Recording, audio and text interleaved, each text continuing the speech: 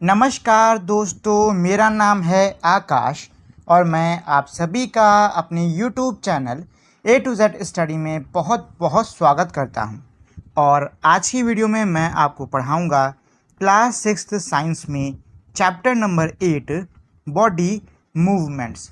देखिए, इस चैप्टर के अंदर हमारी बॉडी कैसे हरकत करती है, मतलब हम लोग चलते फिरते कैसे हैं, हमारी बॉडी के अंदर हलचल कैसे होता है, जानवरों की बॉडी के अंदर हलचल कैसे होती है, ये सब हम लोग देखने वाले हैं। सिट एब्सोल्युटली स्टिल क्या कह रहा है कि एकदम स्टिल, मतलब बिना हिले डुले आपको एकदम सीधे बैठना है। Observe the movements taking place in your body. आपके शरीर के अंदर जो भी इस समय हलचल हो रही है उसको आपको ऑब्जर्व करना है, उसको आपको देखना है। You must be blinking your eyes time to time. समय समय पर आप अपनी आंखों को यानी कि पलकों को झपका रहे होगे। Observe the movement in your body as you breathe. और आप जब सांस लेते हो तब भी आपके शरीर में हलचल होती कि नहीं होती है, तो ये कह रहा है उसको आप ऑब्जर्व करिए। There are so many movement that happen in our body. क्या कह रहा है, हमारे शरीर के अंदर बहुत सारे मूवमेंट यानी कि बहुत सारी हरकतें होती रहती हैं। When you are writing in your notebook, which part of the body are moving? क्या कह रहा है कि जब आप अपनी कॉपी में लिख रहे होते हो तब आपके शरीर का कौन सा हिस्सा हिल रहा होता है, चल रहा होता है, तो वो होता है हमारा हाथ। क्यों? क्योंकि भाई हम लोग अपने हाथ से लिखते हैं। और when you turn and look at your friend, क्या कह रहा है, या जब आप मुड़ते हो और अपने दोस्त की तरफ देखते हो तब भाई हम गले की मदद से मुड़ते कि नहीं मुड़ते हैं, नहीं तो हम लोग पूरा मुड़ जाते हैं अपना, ठीक। और किसकी आंखों की मदद से हम लोग किसी को भी देखते हैं। Different parts of your body move while you remain at the same place. हमारे शरीर के क्या होता है, कई सारे अंग इधर उधर हिलते डुलते हैं, हलचल करते हैं, जबकि हम सेम जगह पर रहते हैं। ये ऊपर के एग्जाम्पल में हमने यही देखा है कि नहीं। बैठे बैठे आप लिख रहे हो तो आप तो जहाँ बैठे हो वहीं पे हो, लेकिन आपका हाथ काम कर रहा है। आप अपने दोस्त की तरफ देख रहे हो, आप जहाँ बैठे हो वहीं पे आप हो, लेकिन आप तब भी मुड़ के देख रहे हो, है कि नहीं। तो ये सब किसके एग्जाम्पल्स हैं, ये सब इसके एग्जाम्पल हैं कि भाई आप सेम जगह पे मौजूद हो, आप बिल्कुल हिले नहीं हो अपनी जगह से, लेकिन आपके जो बॉडी के कुछ पार्ट्स हैं वो मूव कर रहे हैं। चलो, you also move from one place to another. क्या कह रहा है कि भाई आप एक जगह से दूसरी जगह भी आते जाते हो। You get up and go to your teacher. आप उठते हो और अपने अध्यापक के पास में जाते हो, या टू द स्कूल्स कंपाउंड, या फिर आप अपने स्कूल के कंपाउंड में जाते हो। और गो होम आफ्टर स्कूल, और स्कूल के बाद आप घर जाते हो। You walk, run, skip, jump and move from place to place. क्या कह रहा है कि भाई आप चलते हो, दौड़ते हो, उछलते हो, कूदते हो, एक जगह से दूसरी जगह आप आते जाते हो। Let us see how animals move from place to place by filling up table 8.1। क्या कह रहा है कि चलिए टेबल 8.1 को भर कर हम ये देखते हैं कि जो जानवर है वो एक जगह से दूसरी जगह कैसे आते जाते हैं। After discussing with our friends, teachers and parents. क्या कह रहा है कि भैया ये जो टेबल है 8.1, इसको आप अपने माता पिता, अपने दोस्त, अपने अध्यापक से चर्चा करने के बाद में भर सकते हो।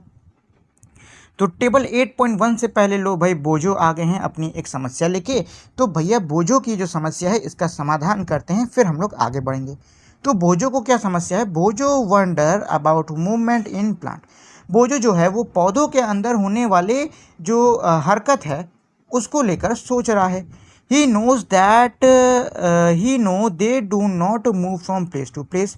बोझो जानता है कि जो पौधे होते हैं वो एक जगह से दूसरी जगह नहीं आते जाते हैं। But do they show any other kind of movement, क्या उनके अंदर किसी और प्रकार की हरकत होती है, तो जी हाँ बिल्कुल होती है। देखिए, इससे पहले के चैप्टर में हम लोगों ने पढ़ा था कि जो पानी है वो जड़ों से होता हुआ, तने से होता हुआ कहाँ पहुँचता है, पत्तियों में पहुँचता है कि नहीं।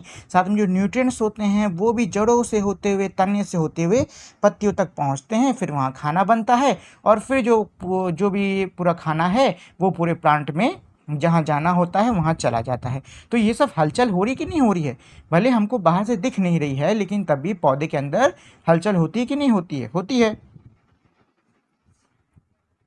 चलो, तो ये है हमारा टेबल 8.1। तो टेबल 8.1 में एक हमारा दिया है एनिमल, उसके बाद दिया है कि भाई एनिमल कौन से बॉडी पार्ट का यूज़ करते हैं मूव करने के लिए और वो कैसे चलते हैं। तो एनिमल पहले दिया है काऊ। काऊ के क्या होते हैं, लेग्स यानी कि पैर होते हैं और वो वॉक करके एक जगह से दूसरी जगह आते जाते हैं। फिर है ह्यूमन। ह्यूमन के भी भैया क्या होते हैं, लेग्स होते हैं और वो भी वॉक करते हैं, ठीक है ना, वो भी वॉक करते हैं। इसके बाद में है स्नेक। स्नेक अपनी पूरी बॉडी का यूज़ करता है और ये स्लिदर करता है, यानी कि ये रेंगते रेंगते चलता है। फिर है बर्ड। बर्ड किसका यूज़ करती है, वो यूज़ करती है अपने विंग्स का, यानी कि पंखों का। और बर्ड क्या करती है, वो भाई फ्लाई यानी कि उड़ती है। फिर इंसेक्ट। इंसेक्ट भी किसका यूज़ करता है, अपने विंग्स का यूज़ करता है और वो भी क्या करता है, फ्लाई यानी कि उड़ता है या फिर कूदता रहता है। फिश। फिश किसका यूज़ करती है, अपने फिन का, और वो क्या करती है, वो स्विम करती है यानी कि तैरती है, ठीक है, ये डब्लू है, वो स्विम करती है।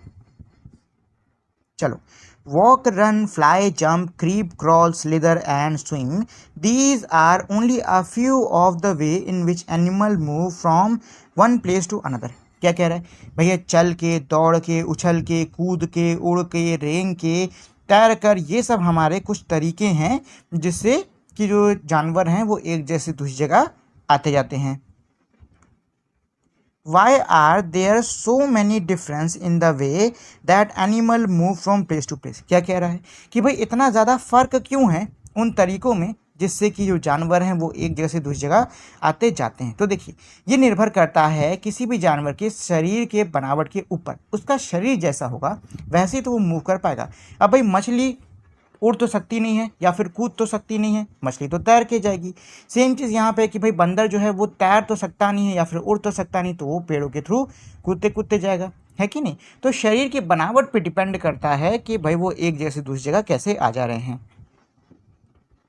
While is it that many animals walk while snakes slither or crawl and a fish swims. क्या कह रहा है कि भाई कुछ जानवर जैसे कि हमारा सांप हो गया, ये क्यों रेंगता है जबकि जो फिश है ये क्यों तैरती है। तो मैं आपको इसका आंसर अभी थोड़ी देर पहले बता चुका हूँ कि भाई ये डिपेंड करता है उनकी बॉडी के फॉर्मेशन के ऊपर, उनका बॉडी कैसे है, उनका शरीर कैसे बना हुआ है, ये इसके ऊपर कंप्लीटली डिपेंड करता है। चलो, human body and it's movement. अब हम लोग इंसानी शरीर के ऊपर आ गए हैं। Let us look closely at some of our own movement to begin with before looking at all these variety of movement in animals। क्या कह रहा है कि भाई जानवरों की इन मूवमेंट्स को देखने से पहले चलिए हम अपने खुद के शरीर में क्या क्या हलचलें होती हैं उनको देख लेते हैं। Do you enjoy doing physical exercise at school. क्या कह रहा है कि क्या आपको स्कूल में फिजिकल एक्सरसाइज करने में मज़ा आता है। How do you move your hands and legs while doing different exercises. अलग अलग एक्सरसाइज करते वक्त आप अपने हाथ पैरों को कैसे मूव करते हो। तो भाई कई प्रकार की एक्सरसाइजेज होती हैं, जैसे कि अगर आप उछल कूद रहे हो तो पैरों का यूज़ है, ठीक है। कोई अपने हाथों को स्ट्रेट कर रहे हो, ऊपर कर रहे हो, नीचे कर रहे हो, तो उसमें हाथों का काम है। मतलब खूब सारे मूवमेंट होते हैं हमारे हाथ पैर के एक्सरसाइजेज के अंदर। Let us try some of the many movement our body is capable of। क्या कह रहा है कि चलिए अब हमारा शरीर जो भी हलचल करने, मतलब कई सारी हलचल करने में जो ये सक्षम है, उनमें से कुछ को हम लोग भी ट्राई करके देखते हैं। Ball an imaginary ball at an imaginary wicket. क्या कह रहा है कि भाई आप एक मतलब आप कल्पना करो, कल्पना क्या करो कि भाई क्रिकेट सभी ने खेला है, ठीक है। तो क्रिकेट में जो बॉलिंग एक्शन होता है ना, ये वैसा कुछ करने को आपको कह रहे हैं। ये कह रहे हैं कि भैया आप एक काल्पनिक गेंद को एक काल्पनिक विकेट पे फेंको, यानी कि जैसे हमारा बॉलिंग का एक्शन होता है ना वैसे आप करो। तो भाई बॉलिंग का एक्शन कैसे होता है, हाथ के थ्रू होता है, हाथ हमारा खूब मूव होता है, ठीक। तो ये दिया हुआ है। How did you move your arm. आपने अपने हाथ को कैसे घुमाया। तो भाई हाथ को हम लोग कैसे घुमाते हैं, हाथ को एकदम स्ट्रेट रखते हैं और जो शोल्डर है उसको सेंटर पॉइंट लेकर हाथ को हम लोग घुमाते हैं। अब भाई अगर आप हाथ को स्ट्रेट ना लेकर आप एल्बो को थोड़ा तिरछा करके बॉल फेंकते तो इसको हम क्या कहते हैं, भट्टा कहते हैं इसको, ठीक है, इसको भट्टा कहा जाता है। चलो जी, जो कि इलीगल होता है क्रिकेट में। तो वही कह रहा है कि भाई इसका कैसा मूवमेंट होता है, शोल्डर को हम सेंटर लेके हाथ को पूरा सर्कुलर मोशन में घुमाते हैं। Did you rotate it at a shoulder in a circular motion. यही कह रहा है कि भाई क्या आपने उसको कंधे से सर्कुलर मोशन में घुमाया। Did your shoulder also move. क्या आपका जो कंधा है वो भी मूव करता है। Lie down and rotate your leg at the hip. लेट जाओ और हिप के लेवल पे अपने पैरों को लाकर आप उनको रोटेट करो, यानी कि उनको घुमाओ। Bend your arm to touch your shoulder with your fingers. क्या कह रहा है, अपने हाथों को मोड़ो ऐसे कि आपकी जो उंगलियां हैं वो आपके कंधों पर आए, मतलब आपकी उंगलियां आपके कंधों को छुएं। Which part of your arm did you bend, आपने अपने हाथ के कौन से हिस्से को मोड़ा, तो भैया हम लोग अपने एल्बो को ही तो मोड़ेंगे। Straighten your arm and try to bend it backward, अब अपने हाथ को सीधा करो और उसको डाउनवर्ड्स, मैंने शायद बैकवर्ड बोल दिया यहाँ पे, डाउनवर्ड यानी कि नीचे की तरफ आपको इसको मोड़ने की कोशिश करनी है। तो भाई बताओ ऐसा आप कर पाओगे? बिल्कुल नहीं कर पाएंगे। क्यों? क्योंकि भाई हमारी जो एल्बो है वो ऐसे बनी ही नहीं है कि वो ऐसे डाउनवर्ड मोशन कर सके। मतलब ये कि अगर आपने ऐसे डाउनवर्ड करने की कोशिश करी ना तो आपका एल्बो उल्टा टूट जाएगा। Are you able to do it, क्या आप ये करने में सक्षम रहे? तो जवाब है नहीं। अब भाई मान लो ये मेरा कंधा है, ठीक, और ये मेरा हाथ है, तो आप इसको ऐसे रोटेट करके ऐसे तो आप छू सकते हो, बट वहीं अगर मैं इसका अपोजिट करने को कहूँ, मैं कहूँ कि भैया अपने ये जो हाथ है ना इसको आप ऐसे कर लो, तो कर पाओगे? नहीं कर पाएंगे ना। क्यों? क्योंकि भाई हमारा एल्बो ऐसे मूवमेंट को अलाउ ही नहीं करता है। चलो, try to move the various part of your body and record their movement in table 8.2। क्या कह रहा है, अपने शरीर के अलग अलग अंगों को मूव करने की यानी कि हिलाने की कोशिश करो और जो भी आपका ऑब्जर्वेशन है उसको आप इस टेबल यानी टेबल 8.2 में लिख सकते हो। तो ये है मेरी टेबल 8.2, इसमें आप कर सकते हो। Why is it that we are able to move a few part of our body easily in various direction and some only in one direction? क्या कह रहा है कि भाई ऐसा क्यों होता है कि हम अपने कुछ अंगों को हर दिशा में मोड़ सकते हैं, हर दिशा में घुमा सकते हैं, वहीं शरीर के कुछ अंग ऐसे भी होते हैं जो कि सिर्फ एक ही दिशा में घूम पाते हैं। ठीक है, Why are we unable to move some part at all? वहीं कुछ ऐसे अंग होते हैं जिनको कि हम लोग हिला ही नहीं पाते हैं, ऐसा क्यों होता है? तो इसमें यही सवाल पूछा है कि भाई ऐसा क्यों होता है कि शरीर के कुछ अंग हमारे हर तरफ मुड़ जाते हैं, वहीं कुछ अंग का हो एक ही तरफ मुड़ पाएँ, और वहीं कुछ अंग ऐसे होते हैं जो कि बिल्कुल नहीं मूव कर पाते हैं। तो इसी का ये एक सवाल पूछ रहे हैं। अब यहाँ पे है एक्टिविटी नंबर 1। तो क्या कह रहा है, place a scale length wise on your arm so that your elbow is in the centre. क्या कह रहा है कि भाई आपको स्केल को अपने हाथ पे ऐसे रखना है कि जिससे आपका जो एल्बो है यानी कि आपकी जो कोहनी है ये सेंटर में आ जाए, यानी कि ऐसे करने को कह रहा है। अब क्या कह रहा है कि भैया एक दोस्त सिखाओ कि वो इस तरीके से डोरी बांध दे। अब कह रहा है कि भाई इस हाथ को मोड़ो और देखो क्या आप मोड़ पाओगे? तो क्या मोड़ पाओगे? नहीं मोड़ पाओगे। क्यों? क्योंकि भाई अब यहाँ पे ये लकड़ी से हमारे हाथ क्या हो गए हैं, बंध गए हैं, और हमारा हाथ कहाँ से मुड़ता था? यहाँ से मुड़ता था। अब क्योंकि ये दोनों हिस्से जो कि हमारे इससे जुड़े हुए हैं ये बंध गए हैं, तो इस वजह से अब ये जो हिस्सा है ये नहीं मूव कर पाएगा। ठीक है ना, ये जो हिस्सा है ये ठीक से मूव नहीं कर पाएगा, मतलब ये कि आप अपनी एल्बो को नहीं मोड़ पाओगे। वही दिया हुआ यहाँ पे, Did you notice that we are able to bend or rotate our body in place where two parts of our body seems to be joined together like elbow, shoulder और neck? क्या कह रहा है? ये कह रहा है कि क्या आपने नोटिस किया कि हम अपने शरीर के उसी हिस्से को हिला पाते हैं जहाँ पे दो अंग आके आपस में जुड़ते हैं। क्या कह रहा है कि भाई क्या आपने चीज़ नोटिस किया कि हम शरीर के उसी हिस्से को हिला पाते हैं जहाँ पे हमारे कोई दो अंग आपस में जुड़ते हैं। ठीक है, जैसे कि हमारी कोहनी हो गया, हमारा कंधा हो गया, हमारा गला हो गया। इन जगहों को हम क्या कहते हैं? इनको हम लोग जोड़ और इंग्लिश में जॉइंट्स कहते हैं। तो जॉइंट्स क्या होते हैं? जॉइंट्स हमारी शरीर की वो जगहें होती हैं जहाँ पे शरीर के दो अंग आके आपस में जुड़ते हैं। Can you name more such a joint? क्या आप ऐसे और जॉइंट्स का नाम ले सकते हो? तो भाई आपने अपने हाथ को हिलाते हुए मुट्ठी बनाते हुए देखा है कि नहीं देखा है? तो आपकी उंगलियां मुड़ती हैं कि नहीं मुड़ती हैं? मुड़ रही हैं। तो किसके वजह से मुड़ रही हैं? क्योंकि इन उंगलियों के बीच में हमारे जॉइंट्स मौजूद हैं और ये उसकी वजह से मुड़ती हैं। ठीक है, आप दौड़ते हो, आपका पैर मुड़ता है कि नहीं मुड़ता है? किस वजह से मुड़ता है? क्योंकि आपका जो नी है यानी कि आपका जो घुटना है वहाँ पे जॉइंट है जिसकी वजह से आपका पैर मुड़ पाता है। ठीक, ऐसे कई सारे भी और एग्जाम्पल हैं। If our body has no joints, अगर हमारे शरीर में कोई भी जोड़ नहीं होते, do you think it would be possible for us to move in any way at all? क्या हमारे लिए किसी भी दिशा में या किसी भी तरीके से मूव करना क्या संभव होता? तो जवाब है बिल्कुल नहीं। क्यों? क्योंकि भाई लकड़ी की तरह फिर खड़े रहते, एकदम लट्ठे की तरह, मतलब लकड़ी के लट्ठे की तरह खड़े रहते और हिली डुली नहीं पाते। क्यों? क्योंकि भाई जॉइंट ही नहीं है। जब जॉइंट नहीं है तो आप कैसे हाथ पैर वो आगे पीछे हिला डुला सकते हो? What exactly is joined together at these joint? तो अब इसमें ये कह रहा है कि आखिर में जुड़ा क्या होता है इन जोड़ों में। मतलब हमने पढ़ तो लिया कि जहाँ पे दो अंग जुड़े होते हैं उनको जोड़ कहते हैं। अब ये यही कह रहे हैं कि आखिर ये जो दो अंग जुड़ रहे हैं तो इसमें आखिर जुड़ा है तो जुड़ा कौन सा हिस्सा है, तो वही अब हम लोग पढ़ने वाले हैं। Press your finger against the top of your head, face, neck, nose, ear, back of your shoulder, head and leg including the finger and nose. क्या कह रहा है कि भाई अपनी उंगलियों को आप दबाइए, कहाँ, अपने सिर के टॉप पे दबाओ, अपने चेहरे पे उसको दबाओ, अपने गले पे लाओ उसको, नाक पे, कान पे, अपने कंधे के पीछे, अपने हाथ पे, पैरों पे, और अपनी उंगलियों और अपने अंगूठों सभी पे आपको क्या करना है, उंगली दौड़ानी है। Do you get a feel of something hard pressing against your finger. क्या आपको कुछ सख्त महसूस हो रहा है, मतलब जब ऐसे उंगली दौड़ा रहे हो तो आपको नहीं लग रहा कि आप अपनी उंगली किसी सख्त चीज़ के खिलाफ दौड़ा रहे हो, है कि नहीं। The hard structure are bone. ये जो सख्त सख्त चीज़ें हमको महसूस हो रही हैं ये असल में बोन यानी कि हड्डी है। Repeat this activity on other part of your body so many bones. क्या कह रहा है कि भाई यही एक्टिविटी आप अपने शरीर के बाकी अंगों पर भी करिए, कितनी सारी हड्डियां हमारे शरीर में मौजूद हैं। Bones can not be bend, जो हड्डियां हैं वो भाई मुड़ती नहीं हैं। So how do we bend our elbows. तो अब इसमें ये कह रहा है कि भाई अगर हड्डी मुड़ती नहीं है तो हम अपनी कोहनी को कैसे मोड़ दे रहे हैं, उसमें भी तो हड्डी है, तो वो कैसे मुड़ जा रही है। It is not one long bone for the upper arm और टू आर रिस्ट। क्या कह रहा है कि भाई ऐसा इसलिए होता है क्योंकि भाई ये एक लंबी हड्डी, मतलब एक सिंगल हड्डी से हमारी पूरी जो हाथ है ऊपर का कलाई तक का ये नहीं बना होता है। It is different bone joint together at elbow. ये अलग अलग हड्डियों का बना होता है जो कि हमारे एल्बो यानी कि कोहनी पे जॉइंट होती हैं। सिमिलरली इसी प्रकार से there are many bones present in each part of the body. क्या कह रहा है, इसी प्रकार से हमारे शरीर के अंगों में कई सारी हड्डियां मौजूद होती हैं।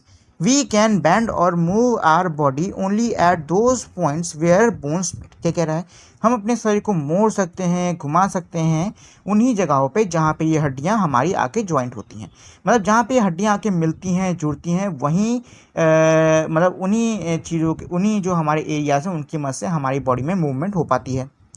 There are different type of joint in our body to help us move out different movement and activity। क्या कह रहा है, हमारे शरीर के अंदर अलग अलग प्रकार के जोड़ मौजूद हैं जिनकी सहायता से हम चल फिर पाते हैं, हम कोई हरकत कर पाते हैं। Let us learn about some of them। चलिए अब इनमें से कुछ के बारे में हम लोग सीखते हैं। Ball and socket joints. तो अब हम लोग बॉल और सॉकेट जॉइंट क्या होता है उसके बारे में जानने वाले हैं।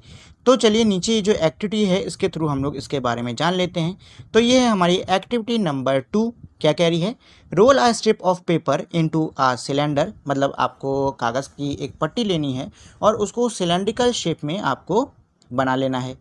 Make a small hole in an old rubber or plastic ball. आपके घर में कोई पुरानी रबर या फिर प्लास्टिक की कोई बॉल पड़ी होगी, उसमें आप एक तरफ छेद कर लीजिए। Push the paper cylinder into it as shown in figure 8.2। जैसे हमारे फिगर 8.2 में दिखाया हुआ है वैसे आप जो सिलेंडर आपने पेपर का बनाया है उसको आप उस गड्ढे में लगा सकते हो। You can also stick the cylinder on the ball. आप जो सिलेंडर है उसको बॉल पे चिपका भी सकते हो। तो मैं अपनी तरफ से पर्सनली आपको यही रेकमेंड करूँगा कि भैया आप काटा पीटी करने से अच्छा है ये जो सिलेंडर है इसको बॉल के ऊपर चिपका लो, एक्सपेरिमेंट भी हो जाएगा और जब एक्सपेरिमेंट ख़त्म हो जाए तो उस बॉल से खेल भी लेना। Put the ball in a small bowl. अब क्या कह रहा है कि जो बॉल है उसको एक छोटी सी कटोरी में रखो। ये आपको इस तरीके से पूरा सेटअप तैयार कर लेना है। Does the ball rotate freely inside the bowl? Does the paper cylinder also rotate?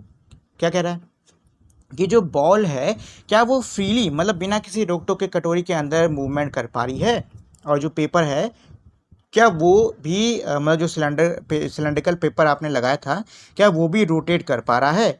Now imagine that the paper cylinder is your arm and the ball is it's and. क्या कह रहा है, अब कल्पना ये कर लीजिए कि जो पेपर सिलेंडर है ये आपका हाथ है और ये जो बॉल है ये उसका क्या है, एक सिरा है, यानी कि ये उसका एक एंड है। The bowl is like the part of the shoulder to which your arm is joint. जो बाउल है, ये जो कटोरा है, ये हमारे कंधे का वो हिस्सा है जहाँ पे ये हड्डी हमारी जुड़ती है। The rounded end of one bone fits into the cavity hollow space of the other bone. क्या कह रहा है कि भाई इसमें ये आपको मानने के लिए कह रहा है कि मान लीजिए ये जो पेपर सिलेंडर आपने बनाया है ये असल में आपके हाथ की हड्डी है, और ये जो बॉल है ये एक्चुअली में आपके हाथ के हड्डी का एक सिरा है, और ये जो बाउल है मतलब ये जो कटोरा है ये आपकी क्या है, शोल्डर यानी कंधे की हड्डी है, और ये जो आपका हाथ है ये इसी तरीके से आपके शोल्डर से क्या है, कनेक्टेड है।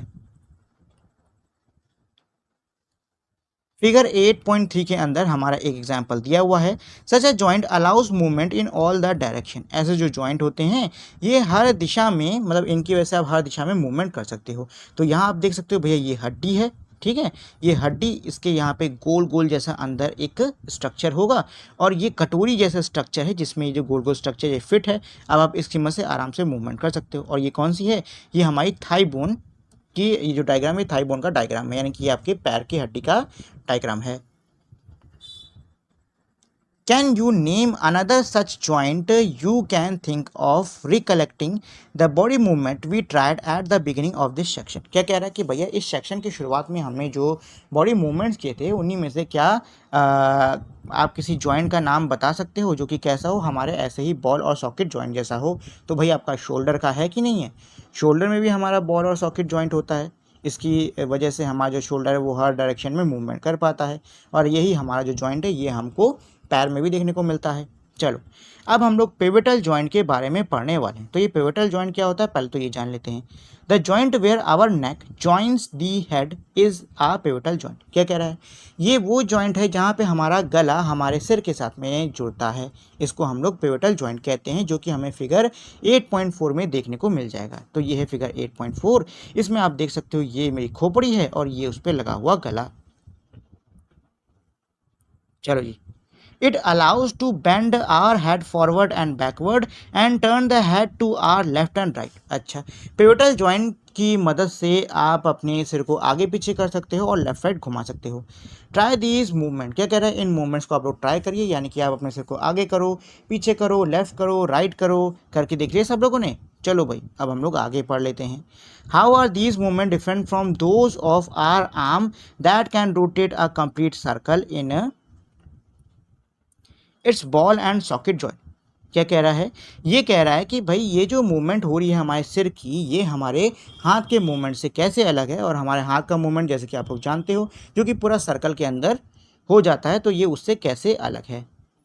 In a pivotal joint a cylindrical bone rotate in a ring. क्या कह रहा है, एक पिवटल जॉइंट के अंदर जो सिलेंड्रिकल बोन होती है यानी कि जो हड्डी होती है वो हमारे रिंग में रोटेट करती है। रिंग यानी कि ऐसे जैसे रिंग नहीं होती अंगूठे से गोल गोल, तो वो भी ऐसे गोल गोल ही रोटेट करती है। आप लोग अपने सिर को ऐसे गोल गोल रोटेट करके देख सकते हो। हिंज जॉइंट, तो अब हम लोग हिंज जॉइंट पर आ गए हैं। Open and close a door a few time. क्या कह रहा है, दरवाजे को कुछ बार खोलो और बंद करो। Observe the hinges of the door carefully, जो दरवाजे पे लगे हुए जो हिंजेस हैं उनको ध्यान से देखो।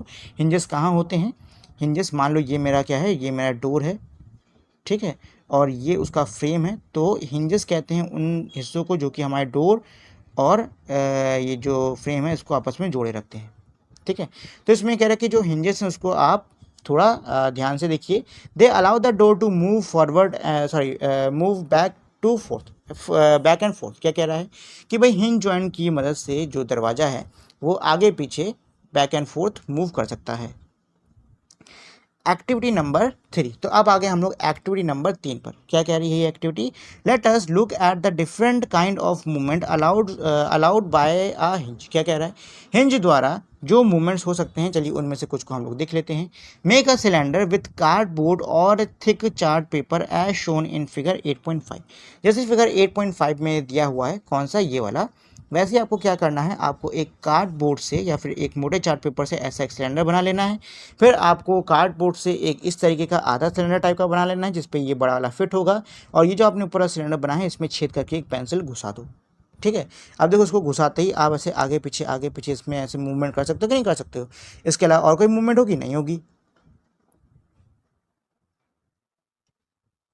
The hollow half cylinder with the rolled up cylinder sitting inside allows the movement like a hinge। क्या कह रहा है कि भाई जो हमारा आधा सिलेंडर था जिसमें कि हमारा पूरा सिलेंडर बैठा हुआ है, उस आधे सिलेंडर की वजह से जो मूवमेंट है वो हिंज जैसी हो रही है। Try to move the rolled up cylinder, क्या कह रहा है, जो अब रोल हुआ सिलेंडर है उसको मूव करने की कोशिश करो। हाउ डज इट मूव, अब वो कैसे मूव हो रहा है, सीधी बात है आगे पीछे मूव हो रहा होगा। How is this movement different from what we saw with our constructed ball, क्या कह रहा है, ये जो मूवमेंट है ये हमारा जो हमने एक्टिविटी 2 में बॉल और पूरा कटोरे वटोरे का सेटअप नहीं सेट किया था, ये उसके मूवमेंट से कैसे डिफरेंट है, कैसे अलग है। Constructed ball and socket joint वही कह रहा है, we saw this kind of movement at elbow in activity 1, क्या कह रहा है भैया, हमने एक्टिविटी 1 में ऐसा मूवमेंट एल्बो के साथ में देखा था। क्यों, क्योंकि भाई जो हमारी एल्बो होती है वो आगे पीछे हो पाती है, लेकिन वो भाई क्या होती है, एक लिमिट से ज़्यादा पीछे वो भी नहीं जा पाती। मतलब ये है कि आप अपने एल्बो को आगे पीछे तो कर सकते हो, लेकिन आप सोचो कि भाई अपने हाथ को सीधा रख के एल्बो को एकदम से पीछे की तरफ मोड़ दें तो वो नहीं हो पाएगा। What we have constructed in figure 8.5 is a different from a hinge of course, but it illustrates the direction in which a hinge allow movement। क्या कह रहा है कि भाई हमने जो 8.5 में जो हमने बनाया है वो एक्चुअली में हिंज से थोड़ा अलग है, थोड़ा क्या काफ़ी अलग है, लेकिन इसकी मदद से हम लोग जो ये हिंज की वजह से जो मूवमेंट होता है उसको हम लोग समझ सकते हैं। The elbow has hinge joint, जो एल्बो होता है यानी कि हमारी जो कोनी होती है उसमें हिंज जॉइंट होते हैं। That allows only a back and forth movement, जिसकी वजह से आगे पीछे की हलचल हो पाती है। Can you think of more example of such joint, क्या आप ऐसे जॉइंट्स के और एग्जाम्पल्स को सोच सकते हो। चलो जी, तो ये आप देख सकते हो यहाँ पे भी हमारे घुटने में भी क्या है, हिंज जॉइंट है। इसी वजह से हमारा जो पैर है वो यहाँ और यहाँ इधर से इधर ऐसे आता जाता रहता है। ठीक, इससे ज़्यादा मूवमेंट कर सकता है, नहीं कर सकता है। फिक्स जॉइंट, अब हम लोग फिक्स जॉइंट के बारे में पढ़ने वाले हैं। Some joints between bones in our head are different from those we have discuss so far, क्या कह रहा है, कुछ जो जॉइंट होते हैं हमारे सिर के अंदर हड्डियों के साथ में, वो हमने अब तक जितने जॉइंट्स पढ़े हैं उनसे थोड़ा क्या होते हैं, अलग होते हैं। The bones can not move at these joint, in joints पे जो हड्डियां हैं वो एक्चुअली में मूव नहीं कर पाती, हिलडुल नहीं पाती हैं। Such joint are called fixed joint, इसलिए ऐसे जॉइंट्स को हम लोग क्या कहते हैं, फिक्स्ड जॉइंट कहते हैं। तो फिक्स्ड जॉइंट क्या होता है, फिक्स्ड जॉइंट हमारा एक ऐसा जॉइंट होता है जहाँ पर हमारे जॉइंट तो है, मतलब दो हड्डी तो आपस में जुड़ रही है, लेकिन उनके बीच में कोई मूवमेंट नहीं हो रहा है। ठीक है, देखो हिंज जॉइंट के अंदर मूवमेंट होता था, बॉल और सॉकेट के अंदर मूवमेंट हो रहा था, पिवटल के अंदर मूवमेंट हो रहा था, लेकिन जो ये हमारे फिक्स जॉइंट होते हैं इसमें हड्डियों में कोई भी मूवमेंट, मतलब कोई भी हलचल नहीं होती है, वैसे के वैसे फिक्स रहते हैं। When you open your mouth wide, क्या कह रहे हैं कि जब आप अपना मुंह खूब बड़ा सा खोलते हो, you can move your lower jaw away from head is in it, तो हम जो हमारा लोअर यानी कि जो नीचे का जबड़ा होता है उसको अपने सिर से दूर लेके आता है। अपना मुंह खोल के खूब बड़ा से आ करो, तो आ करने पे क्या हो रहा है, जो नीचे का जबड़ा है वो हमारे मुंह से अलग हो रहा है कि नहीं हो रहा है, हो रहा है ना। Try to move your upper jaw now, अब क्या कह रहा है कि भाई अपने जो अपर यानी कि जो आपका ऊपर वाला जबड़ा है अब उसको जरा हिलाने की कोशिश करो। क्या कर पा रहे हो, नहीं कर पा रहे हो ना, जो हमारा नीचे वाला जबड़ा है सिर्फ वही हिल रहा है, ऊपर वाला जबड़ा नहीं हिल रहा है। Are you able to move it, क्या आप उसको मूव करने में सक्षम रहे, नहीं रहे होगे। There is a joint between the upper and the rest of the head which is a fixed joint, क्या कह रहा है कि भाई हमारे ऊपर वाले जबड़े और हमारे सिर के बाकी हिस्से के बीच में एक जॉइंट, एक जोड़ होता है जो कि हमारा फिक्स्ड जॉइंट होता है, और इसी वजह से हमारा जो ऊपर का जबड़ा है वो नहीं हिल पाता है। We discussed only some of the joints that connect part of our body, क्या कह रहा है कि हमने यहाँ पे कुछ ही जॉइंट्स के बारे में चर्चा करी है जो कि हमारे शरीर को जोड़ते हैं। what gives the different part of the body their different shape, क्या कह रहा है कि भाई हमारे जो शरीर के अलग अलग हिस्से होते हैं उनको अलग अलग शेप क्या देता है। If you want to make a doll what will you make first, क्या कह रहा है कि अगर आप कोई गुड़िया बनाना चाहते हो तो पहले आप किसको बनाओगे, मतलब पहले आप क्या करोगे। Perhaps a framework to give the doll shape before making its outer structure is in it, हो सकता है कि आप पहले तो एक फ्रेम टाइप का बनाओ जिससे कि आप अपनी गुड़िया को बना सको, जिसपे आप उसका आउटर स्ट्रक्चर डिज़ाइन कर सको। All the bones in our body also form framework to give a shape to our body, क्या कर कि जो हड्डियां हैं वो ऐसी एक फ्रेमवर्क का काम करती हैं जिससे कि हमारे शरीर को एक शेप यानी कि आकार मिलता है। चलो अब यहाँ पे एक फन फैक्ट टाइप का है, इसमें ये कह रहा है कि जो इंसानी हड्डी जब वो पैदा होता है तब एक इंसान के शरीर में 305 हड्डियाँ होती हैं, लेकिन जैसे जैसे हम लोग बड़े होते जाते हैं ये हड्डियाँ आपस में मर्ज होती जाती हैं, जुड़ती जाती हैं, और ये आखिर में 206 रह जाती हैं। This frame is called this skeleton. अच्छा, ये जो फ्रेम होता है ये क्या कहलाता है? ये स्केलेटन कहलाता है। किसकी बात कर रहे हैं? इसकी बात कर रहे हैं। ये हमारा क्या कहलाता है? ये हमारा स्केलेटन यानी कि हिंदी में कंकाल कहलाता है। How do we know that this is the shape of human skeleton? क्या कह रहा है कि भाई हमको कैसे पता है कि ये जो आकार है ये हमारे इंसानी कंकाल का ही है? How do we know that how do we know the shape of the different bones in our body? क्या कह रहा है कि हमें हमारे शरीर के अंदर जो अलग अलग हड्डियां हैं उनके शेप के बारे में कैसे पता है? We can have some idea about the shape and the number of bones in some part of our body by feeling them. क्या कह रहा है कि भाई हम अपने शरीर के अंदर कुछ अंदाज़ा लगा सकते हैं कि हाँ भाई यहाँ पे इतनी हड्डी होगी, इसका शेप ऐसे होगा ऐसे होगा। कैसे लगा सकते हैं? उसको महसूस करके। ठीक है, देखिए महसूस करना बहुत ही आसान होता है, आपको उसमें ज़्यादा कुछ नहीं करना है। आप अपने हाथ की 2-3 उंगलियाँ फिर बस एक उंगली अपने शरीर के किसी भी हिस्से पे रखो और उस पर क्या करो, थोड़ी देर उसको दौड़ाओ। ठीक है, तो आपको थोड़ा ऊबड़ खाबड़ सा हो सकता है, आपको स्ट्रेट सा टाइट सा कुछ ऐसा महसूस होगा। ठीक, वो हमारी क्या है? वो हमारी हड्डी है। ठीक है, अब आप किसी भी हड्डी को पूरा अपनी ये उंगली दौड़ा दौड़ा के ऐसे महसूस करने की कोशिश करो। महसूस कर पा रहे कि नहीं कर पा रहे? जैसे कि मानो आप अपने चेहरे पे उंगली दौड़ाओ अपने माथे से, फिर माथे से अंदर की तरफ नीचे की तरफ आओगे तो आँख आँख क्या होता है? गड्ढा गड्ढा टाइप का है आँख पर, है कि नहीं? उसकी तरफ ऐसे गोल गोल टाइप का उसी गड्ढे के अंदर हमारी आँख लगी हुई है। फिर नीचे आओ नीचे आओ नीचे आओ नीचे आओ नीचे आओ नीचे आओ, क्या हुआ? ऊपर वाला जबड़ा आ गया। उसके बाद हमारा नीचे वाला जबड़ा जो कि अलग हो रहा है। तो भाई ऐसे छू के थोड़ा बहुत महसूस आप कर पा रहे हो नहीं कर पा रहे हो कि हड्डी कैसे हुई? कुछ आइडिया तो आपको लग ही रहा होगा। तो वही चीज़ यहाँ पे भी कह रहे हैं। One way we could know this shape better would be to look at X-ray image of human body। क्या कह रहा है कि भाई एक तरीका इन शेप्स के बारे में हम और अच्छे से जान सकते हैं, वो है ये कि हम इंसानी शरीर का जो एक्सरे होता है उसको देखें। Did you or anyone in your family ever have an X-ray of any part of your body taken? क्या कह रहा है कि क्या आप या आपके परिवार में कोई ऐसा सदस्य है जिसके शरीर के किसी अंग का एक्सरे हुआ हो? तो जी हाँ, मेरे फादर का बहुत पहले हुआ था। Sometimes when we are hurt or have an accident, doctor use these X-ray image to find out about any possible injuries that might have happened to the bones। क्या कह रहा है कि भाई कई बार जब हमारा एक्सीडेंट हो जाता है या हमको चोट लग जाती है तो डॉक्टर जो है वो हमारा एक्सरे करवाता है। हमारी एक्सरे की जो ये इमेज होती है उसको देखता है ताकि कोई चोट जो कि हड्डी वड्डी में हुई है उसको पहचाना जा सके। The x-ray shows the shape of the bone. जो एक्सरे है वो हमारी हड्डी के शेप यानी कि आकार को दिखाता है इन आर बॉडी। क्या कह रहा है कि जो एक्सरे है वो हमारे शरीर के अंदर की जो हड्डियां हैं उनके आकार को दिखाता है। Feel the bones in your four arm. क्या कह रहा है? अपने फोर आर्म यानी कि अपने हाथ में जो हड्डी है उसको महसूस करो। Upper arm, lower leg and upper leg. क्या कह रहा है कि अपने हाथ के ऊपर वाले हिस्से, अपने पैर के नीचे वाले हिस्से, अपने पैर के ऊपर वाले हिस्से, इन सभी पे जो हड्डियां हैं उनको आपको महसूस करने की कोशिश करनी है। Try to find the number of bones in each part. हर हिस्से में कितनी हड्डी है उसको पता करने की भी कोशिश करो। तो देखो महसूस करने के लिए जैसे मैंने अभी आपको थोड़ी देर पहले चेहरा वाला एक करके नहीं बताया था, वैसे आपको अपने हाथ और पैर पे करके देखना है।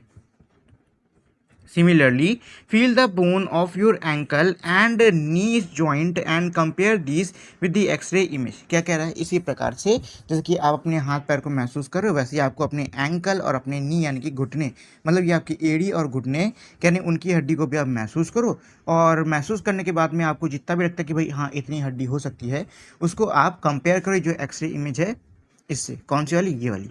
तो ये भाई देख सकते हैं घुटने की है कि नहीं, ये एक हड्डी होगी, ये दूसरी हड्डी होगी और ये यहाँ पे जॉइंट है। ठीक, इसी तरीके से देखो यहाँ पे ये हमारी हड्डी है, ये जॉइंट है यहाँ पर। ठीक है ना? तो ये हमारे क्या हैं? ये हमारे एंकल और नी के एक्सरे की इमेजेस हैं। Bend your fingers. अब क्या कह रहा है? अपनी उंगलियों को बेंड करो यानी कि मोड़ो। Are you able to bend them at every joint. क्या आप उसको हर जॉइंट यानी कि हर जोड़ पे मोड़ पा रहे हो? तो जी हाँ, बिल्कुल मोड़ पा रहे हैं। एक उंगली के अंदर कितने जोड़ हैं? देखो, एक जोड़ तो वहाँ पे जहाँ पे उंगली जुड़ी हुई है हाथ से, दूसरा जोड़ बीच में है और एक जोड़ ऊपर, यानी कुल मिला के 1 2 3, आपको 3 जोड़ देखने को मिल जाएंगे अपनी उंगली में, एक उंगली में। How many bones does your middle finger have. आपकी जो बीच की उंगली है उसमें कितनी हड्डियाँ हैं? काउंट करके बताओ। Feel the back of your palm, अपनी हथेली के पीछे के हिस्से को महसूस करो। It seems to have many bones is in it, उसको छू के कैसा लग रहा है कि भाई उसमें बहुत सारी क्या है, हड्डियां हैं। फिगर 8.9, तो इसमें आप देख सकते हो कितनी हैं, ये देखो ये देखो ये देखो, ये है कि नहीं, बहुत सारी हड्डियां, कितने सारे टुकड़े हैं, देखो 1 2 3, 1 2 3 4, 1 2 3 4, ऐसे करके बहुत सारे टुकड़े हैं। इज़ योर रिस्ट फ्लेक्सिबल, क्या आपकी जो रिस्ट है, जो कलाई है, क्या वो फ्लेक्सिबल है? तो जी हाँ भाई, एकदम फ्लेक्सिबल होती है, एकदम बढ़िया से आप उसको मोड़ ओड़ सकते हो। It is made up of several small bones called carpals, क्या कह रहा है कि भाई ये बहुत ही छोटी छोटी हड्डियों से मिलकर बना होता है, इसको हम लोग कार्पल कहते हैं। What will happen if it has only one bone, क्या होगा कि अगर ये एक ही हड्डी का बना होता, तो अगर ये एक ही हड्डी का बना होता ना, तो हम लोग उसको मोड़ ही नहीं पाते, जैसे हमारे हाथ का शेप है ना वैसे ही बना रहता है एकदम स्ट्रेट, हम लोग उसको मोड़ ही नहीं पाते, से कुछ काम कर ही नहीं पाते। कार्पल है, बहुत सारी हड्डियों के टुकड़े से बना है, इसलिए हम उसको आराम से मोड़ पाते हैं, चीज़ों को उठा पाते हैं और चीज़ों को पकड़ पाते हैं। अगर एक हड्डी से होता तो हम लोग ऐसा कुछ भी नहीं कर पाते। एक्टिविटी नंबर 4, अब एक्टिविटी नंबर 4 पे हम लोग आगे हैं। Take a deep breath and hold it for a little while, क्या कह रहा है, एक लंबी सी गहरी सी सांस लो और उसको थोड़ी देर के लिए रोक के रखो। फील योर चेस्ट बोन, अपनी जो सीने की हड्डी है उसको महसूस करो। And the back bone by gently pressing the middle of the chest and the back at the same time, क्या कह रहा है, और अपनी बैक बोन यानी अपनी रीढ़ की हड्डी को भी महसूस करो। और इसको महसूस करने के लिए आपको क्या करना है, आपकी जो चेस्ट और जो आपकी बैक बोन जो दोनों हैं उनको सेम टाइम पे आराम से आहिस्ते आहिस्ते प्रेस करके देखना है। काउंट एज मैनी रिप्स, क्या कह रहा है, एज पॉसिबल, जितनी हो सकती है उतनी रिप्स को काउंट करने की कोशिश करो।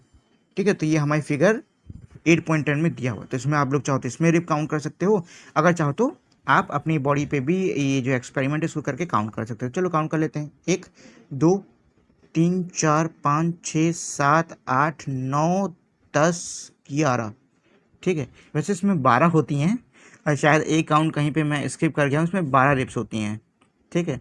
तो एक काउंट कहीं पे स्किप हो गया है या फिर यहाँ इमेज ठीक से है नहीं, इसमें टोटल 12 रिप्स होती हैं एक तरफ, 12 इधर 12 इधर, ऐसा होता है। चलो जी, carefully and compare with what you feel of the chest bone, क्या कह रहा था ये, अच्छा, इसमें ये कह रहा था कि आपको क्या करना है कि आपको जितनी हो सकती हैं उतनी रिप्स को क्या करना है, काउंट करना है, ठीक है।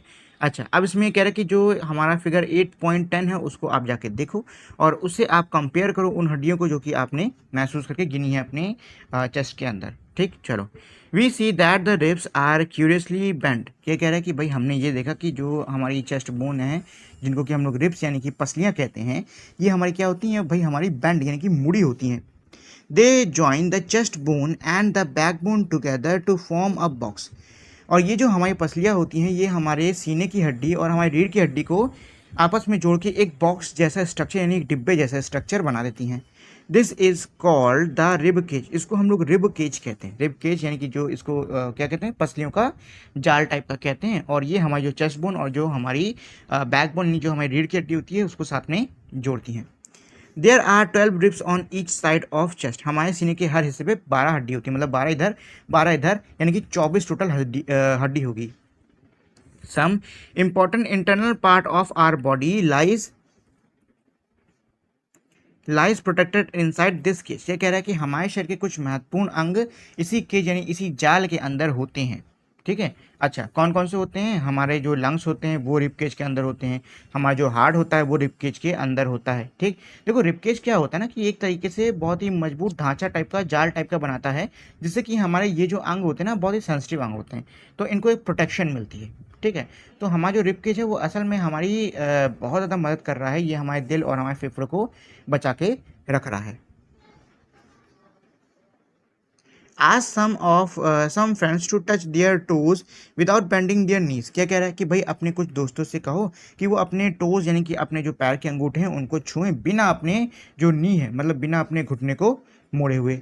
Starting from the neck move your finger downward on the back of your friend, अच्छा, जब आपका दोस्त ऐसा कर रहा है तो उसके गले से लेकर नीचे तक, मतलब उसके टेल बोन तक यानी कि नीचे तक उंगली को आपको क्या करना है, दौड़ाना है। What do you feel is the backbone, आपको जो उस समय महसूस हो रहा है उसको हम लोग बैकबोन यानी कि रीढ़ की हड्डी कहते हैं। It is made up of many small many small bones called vertebra, ये बहुत ही छोटे छोटे हड्डियों से बना होता है जिसको हम लोग वर्टिब्रा कहते हैं। तो ये आप इमेज देख रहे हो कि नहीं देख रहे हो, तो ये छोटे छोटे ये जो आपको हड्डी दिख रही है ये सब क्या है, ये है वर्टिब्रा। ठीक, देखो जो रीढ़ की हड्डी होती है ना ये हमारे लिए बहुत ज़्यादा इंपॉर्टेंट होती है। अगर रीढ़ की हड्डी नहीं होगी तो हम सीधे खड़े भी नहीं हो पाएंगे, हम सीधे बैठ वैठ कुछ भी नहीं कर पाएंगे। The backbone consist of 33 vertebras, backbone यानी रीढ़ की हड्डी में 33 यानी 33 वर्टिब्रा होता है, जो कि आप इमेज 8.11 में देख पा रहे हो। The rib cage is joint to these bones, जो हमारा रिब केज होता है यानी कि जो हमारी पसलियाँ होती हैं वो किससे, वो इन्हीं वर्टिब्रास से जुड़ी होती हैं। if backbone was made up of only one long bone, will your friend be able to bend, क्या कह रहा है कि अगर आपकी जो रीढ़ की हड्डी है वो मात्र एक हड्डी से बनी होती तो क्या आपका दोस्त मुड़ पाता, बिल्कुल नहीं मुड़ पाता। देखिए मुड़ते हम लोग कैसे हैं, जब भी हम लोग मुड़ते हैं तो ये जो वर्टिब्रा है क्योंकि इतने ज़्यादा टुकड़ों से बना हुआ है तो ये भी मुड़ जाता है। ठीक है, तो ये भी ऐसे मुड़ उड़ जाता है, आप देख सकते हो। अगर ये सिंगल बोन का होता तो ये नहीं मुड़ पाता, और इस कंडीशन में ना मैं ना मेरा दोस्त कोई भी मुड़ उड़ नहीं पाते, एकदम बस लकड़ी के लट्ठे की तरह एकदम वैसे खड़े रहते, पुतले बने। चलिए, made your friend stand with both hand pressing to the wall and ask her to push the wall, क्या कह रहा है कि भाई अपने दोस्त से कहो कि वो दीवार की तरफ मुंह करके खड़ा हो और दीवारों पे अपने दोनों हाथों को रखे और दीवार को खूब कस के धक्का देने लगे, मतलब खूब दम लगा के दीवार को पुश करने की कोशिश करे। Do you notice two bones on the back are prominent where the shoulders are, क्या कह रहा है कि क्या आपने नोटिस किया कि जहाँ पे आपका कंधा है वहाँ पे जब वो पुश कर रहा है तो दो बोन्स मतलब दो हड्डी आपको काफ़ी बाहर की तरफ निकलती दिखाई दे रही है। They are called shoulder bones, इसको हम लोग क्या कहते हैं, इसको हम लोग शोल्डर बोन्स भी कहते हैं, कई जगह पे इसको शोल्डर ब्लेड भी कहा जाता है। ठीक है, तो ये जो हड्डी है जो कि हमारी शोल्डर यानी कंधे पे आपको बाहर निकलती दिखाई दे रही है पुश करते टाइम, इसको हम लोग शोल्डर बोन कहते हैं। ठीक है, कभी हो तो भाई कोई आपका दोस्त हो तो उससे कहो कि दीवार पे जरा खड़े हो जाओ और थोड़ी दम लगाओ, दम दीवार पे। ठीक है, और जब वो ऐसा करे तो उसकी जो कंधे की हड्डी है उस पर देखोगे तो भाई आपको दो हड्डी ऐसे बाहर की तरफ निकलती हुई दिखाई देगी। ऑब्जर्व फिगर 8.13 केयरफुली, क्या कह रहा है कि भाई जो फिगर 8.13 है उसको ध्यान से देखो। तो ये है हमारा 8.12, ये शोल्डर बोन है कि नहीं भाई, और ये है 8.13, ये है पेल्विस बोन। इसको जरा ध्यान से देखो। This structure is made up of pelvis bones, क्या कह रहा है कि ये जो स्ट्रक्चर है ये पेल्विस बोन से बना हुआ है। They enclose the portion of your body below the stomach, मतलब जो स्टमक यानी जो पेड़ यानी जो हमारा कमर का हिस्सा होता है उसके नीचे का जो हिस्सा होता है वो हमारा किसमें, पेल्विस बोन्स के अंदर आता है। This is the part you sit on, और इसी हिस्से पे आप बैठते हो। मतलब ये जो पेल्विस बोन है ये कहाँ आता है, ये हमारे तशरीफ में आता है। ठीक है, जिसको धर के आप आराम से बैठते हो। अगर पेल्विस बोन कहीं टूट टाट जाती है तो इंसान बैठ नहीं पाता है। The skull is made up of many bones joint together, figure 8.14, क्या कह रहा है कि जो हमारा स्कल होता है यानी ये हमारी जो खोपड़ी होती है इसमें कई सारी हड्डियां साथ में जुड़ी होती हैं। It enclose and protect a very important part of the body, the brain, ये हमारे शरीर के एक बहुत ही महत्वपूर्ण हिस्से को प्रोटेक्ट करता है, बचा के रखता है, जिसको कि हम लोग ब्रेन कहते हैं। देखिए ब्रेन हमारी बॉडी का बहुत ही इंपॉर्टेंट हिस्सा है, और अगर ब्रेन डैमेज हो जाता है, किसी वजह से ब्रेन में प्रॉब्लम हो जाती है तो इंसान की बहुत बुरी हालत हो जाती है, समझ लो। ठीक है, वी डिस्कस मैनी बोन्स। अच्छा, आपने मूवी वूवी में अक्सर देखा है कि लोग क्या करते हैं ना कि किसी को बेहोश करना होता है तो सिर पे मार देते हैं। देखो असल ज़िंदगी में ऐसा आप बिल्कुल भी नहीं कर सकते हो, क्योंकि अगर आप किसी के सिर पे मारते हो ना तो उसको ब्रेन डैमेज होने का डर रहता है, और ऐसी कंडीशन को हम लोग कंकशन कहते हैं। ठीक, ये जो कंकशन होता है, कंकशन और कुछ नहीं, आपके ब्रेन में आई इंजरी ही होती है। जो लोग रेसलिंग वेसलिंग देखते हैं उन्होंने अक्सर देखा होगा कि भाई जो रेसलर्स होते हैं उनको कई बार क्या कंकशन की वजह से वो कई महीनों तक रेसलिंग नहीं कर पाते हैं। तो उसका रीज़न क्या होता है, उसका रीज़न भाई यही है कि जो कंकशन है ये एक्चुअली में सिर में आई इंजरी है, जो कि बहुत ज़्यादा खतरनाक होती है और इससे इंसान की जान भी जा सकती है। चलिए, तो हम लोग कहाँ पर थे, we discuss many bones and the joints of our skeleton, क्या कह रहा है भाई, अब तक हमने हमारे स्केल्टन यानी हमारे जो कंकाल है उसकी कई सारी हड्डी और उसके कई सारे जॉइंट्स यानी कि कई सारे जोड़ों के बारे में डिस्कशन कर लिया है, कई सारे जोड़ों पे हमने चर्चा कर ली है। There are some additional part of the skeleton that are not as hard as bone and which can be bent। क्या कह रहा है कि भाई हमारे स्केल्टन के और भी कई एडिशनल हिस्से हैं जो कि हड्डी की तरह सख्त नहीं हैं और वो आराम से मुड़ पाते हैं, मुड़ सकते हैं। This are called cartilage. इनको हम लोग क्या कहते हैं? इनको हम लोग कार्टिलेज कहते हैं। अच्छा, आप लोग के नाक में देखो एक हड्डी टाइप की नहीं जिसको आप आराम से मोड़ पा रहे हो कि नहीं मोड़ पा रहे हो, ये कार्टिलेज है। आप लोग के कान में हड्डी टाइप की जिसको आप आराम से मोड़ पा रहे हो कि नहीं मोड़ पा रहे हो, वो हमारा कार्टिलेज है। ठीक, चलो। फील योर ईयर, अपने कान को महसूस करो। Do you find any hard part that can be bend. क्या आपको अपने कान में कोई सख्त हिस्सा महसूस हो रहा है जिसको आप बेंड कर सकते हो, यानी कि मोड़ सकते हो? बिल्कुल मोड़ सकते हैं। ये हमारा फिगर 8.15 में दिया हुआ है। ठीक है, तो ये क्या है? ये कार्टिलेज का बना हुआ है। There do not seems to be any bone here is in it. इसको छूने पे कैसे महसूस हो रहा है कि भाई यहाँ पे तो कोई हड्डी वड्डी है नहीं। डू यू नोटिस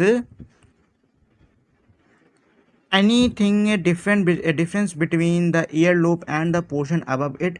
फिगर 18.6 कह रहा है कि क्या भाई आपको ईयरलोब और ईयरलोब के ऊपर वाले हिस्से में कोई फ़र्क नज़र आ रहा है? As you press them between your finger. मतलब ये कह रहा है कि भाई जब आप उसको अपनी उंगलियों में ऐसे दबा रहे हो, उंगलियों से दबा रहे हो, तो आपको क्या ईयरलोब और ईयरलोब के ऊपर वाले हिस्से में कोई फ़र्क ऐसा महसूस हो रहा है?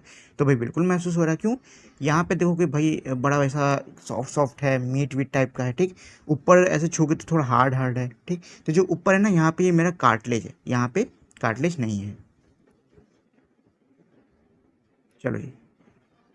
You do feel something in the upper part of the ear that is not as soft as the earlobe but not as hard as a bone, isn't it? क्या कह रहा है कि भाई जो अपर पार्ट है, जो कान का ऊपर का हिस्सा है, आपको उसमें छूने पे कैसा महसूस हो रहा है कि ये जो हिस्सा है ये हमारे ईयरलोब जैसा नरम तो नहीं है लेकिन हड्डी जैसा सख्त भी नहीं है। This is cartilage. ये क्या है? ये कार्टिलेज है। Cartilage is also found in the joint of the body. जो कार्टिलेज है ये ये हमारे शरीर के जो जोड़े होते हैं ना, उनमें भी हमको मिलता है। We have seen that our skeleton is made up of many bones. हमने ये देखा कि हमारा जो स्केलेटन है, हमारा जो कंकाल है, वो कई सारी हड्डियों से बना है। Joints and cartilage. क्या कह रहे हैं कि हमारा जो कंकाल है वो कई सारी हड्डियों से, कई सारे जोड़ों से, कई सारे कार्टिलेज से मिलकर बना है। You could feel bend and move many of them. उनमें से आप कई को महसूस कर सकते हो, मोड़ सकते हो और उनको आप मूव कर सकते हो, यानी हिला डोला सकते हो। Draw a neat figure of skeleton in your notebook. क्या कह रहा है भाई? आपको एक बहुत ही अच्छा फिगर स्केलेटन का अपनी कॉपी में बना लेना है। तो देखो, जो स्टार्टिंग में आया नहीं था स्केलेटन का डायग्राम, रुको मैं आपको दिखाता हूँ। स्टार्टिंग में था हमारा, इसको बना लो कॉपी में। किधर गया यार? इधर आते हैं, इधर ही तो कहीं था। हाँ, ये रहा, ये रहा। इसको आप बढ़िया से कॉपी में, प्यारा सा अच्छा सा कॉपी में बना लेना। ठीक है, देखो एकदम डिट्टो वही बनाने की जरूरत नहीं है, जितना हो सकता है उतना बनाने की कोशिश करना। इससे आपको ये जो स्ट्रक्चर है ना, अच्छे से याद करने में हेल्प मिलेगा। और सुनो, जब आप लोग उस डायग्राम को बना रहे हो तो एक काम करना, उसको लेबल भी कर लेना। ठीक है, जैसे जो पेल्विस बोन है उसमें पेल्विस बोन लिख दो, बैक बोन में बैक बोन लिख दो। ठीक है ना, और जो जॉइंट्स जहाँ पे जो हैं उनमें वहाँ लिख दो, जहाँ पे हिंज जॉइंट है वहाँ पे हिंज जॉइंट लिख दो। ठीक, जहाँ पे कार्टिलेज आपको लगता है होगी वहाँ पे कार्टिलेज लिख दो। इस तरीके से मतलब ये कि उसको आप लेबलिंग करने की भी कोशिश करना, इससे आपको काफ़ी हेल्प मिलेगी। We have learned about the bones in our body and about the joints that help us move in different way। क्या कह रहा है कि भाई हमने हमारे शरीर के अंदर जो हड्डियां हैं, जो जोड़ हैं, जो कि हमको मूव करने में, मतलब अलग तरीके से हिलने डुलने में सहायता देते हैं, उनके बारे में हमने जाना, उनके बारे में हमने पढ़ा। What make the bone move the way they do, let us find out. चलो पता करते हैं कि हमारी हड्डी जिस तरीके से मुड़ती है, आखिर वो ऐसा कैसे ऐसे वो कैसे हलचल कर रही है, वो इस दिशा में कैसे मूव कर पा रही है। चलिए इसके बारे में अब हम लोग पता कर लेते हैं। Make a fist with one hand. क्या कह रहा है? अपने एक हाथ से मुट्ठी बनाओ। Bend your arm eight the elbow, और उसको अपने एल्बो यानी कि अपने ऐसे कोहनी पे उसको बेंड करो, यानी कि मोड़ो। And touch your shoulder with the thumb, और अंगूठे से अपने शोल्डर को टच करो। ये आपको फिगर इसमें करने की कोशिश कर रहा है। ठीक है, 8.17 में करने को कह रहा है, तो ऐसी मुट्ठी बनाओ और इसमें से अंगूठा निकाल के ऐसे शोल्डर को टच करने की कोशिश करो। चलिए यहाँ तक तो हो चुका है। Do you see any change in your upper arm. क्या आपको अपने अपर आर्म में कोई बदलाव नज़र आ रहा है? तो हाँ, एकदम ऐसे फूला फूला सा आर्म और थोड़ा टाइट टाइट सा नहीं लग रहा है कि नहीं लग रहा है? पहले एकदम लूज लूज सी स्किन थी, अब आपने ऐसे करके इसको मोड़ा तो भाई देखो टाइट टाइट लग रहा है। है कि नहीं। मैं अभी यही चीज़ कर रहा हूँ, आप लोग भी करो। चलो, टाइट टाइट हो रहा है कि नहीं हो रहा है।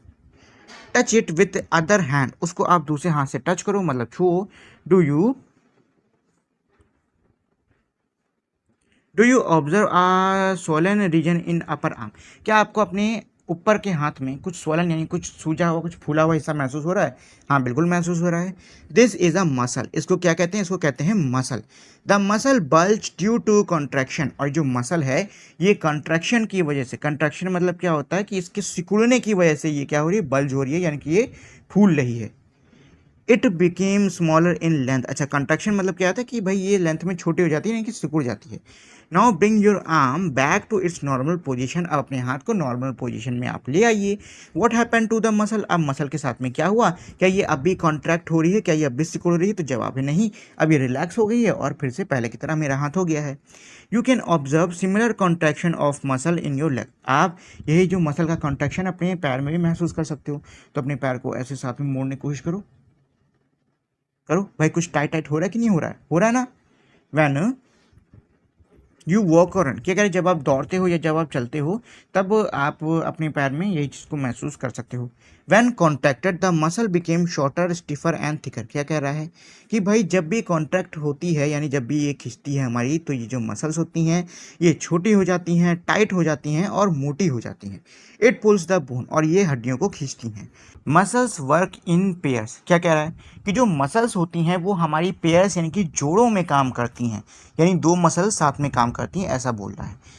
When one of them contracts, the bone is pulled in that direction, क्या कह रहा है, जब इनमें से कोई एक मसल कॉन्ट्रैक्ट होती है, सिकुड़ती है, तो जो हड्डी है वो उसी दिशा में मूव करती है, यानी कि उसी दिशा में खिंचती है। The other muscle of the pair relaxed to move the bone in the opposite direction. The relaxed muscle contracts to pull the bones toward its original position while the first relaxes, क्या कह रहा है।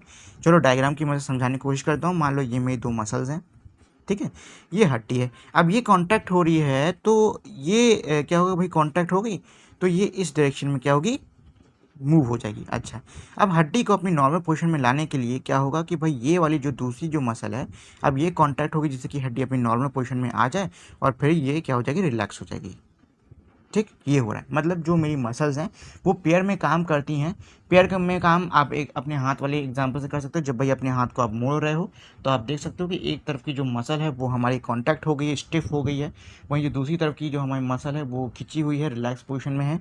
जब आप अपने हाथ को क्या कर रहे हो, रिलीज़ कर रहे हो, दोबारा छोड़ रहे हो, तो हमारी जो कांटेक्ट हुई मसल है वो भी अब किस में होगी, रिलैक्स में आ गई है। ठीक, तो ये चीज़ कह रहा है ये।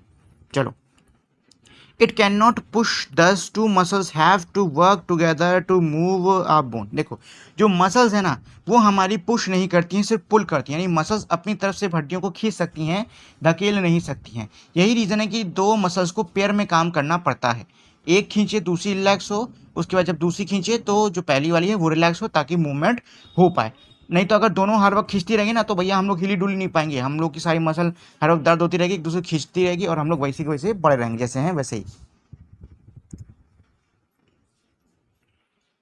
चलो, our muscles and bones always require for movement, क्या कह रहा है कि क्या भाई मसल्स और बोन्स की हमेशा ज़रूरत होती है मूवमेंट यानी हलचल करने के लिए। How do other animals move, जो बाकी जानवर होते हैं वो कैसे हलचल करते हैं। Do all animal have bones, क्या सभी जानवरों में हड्डी होती है।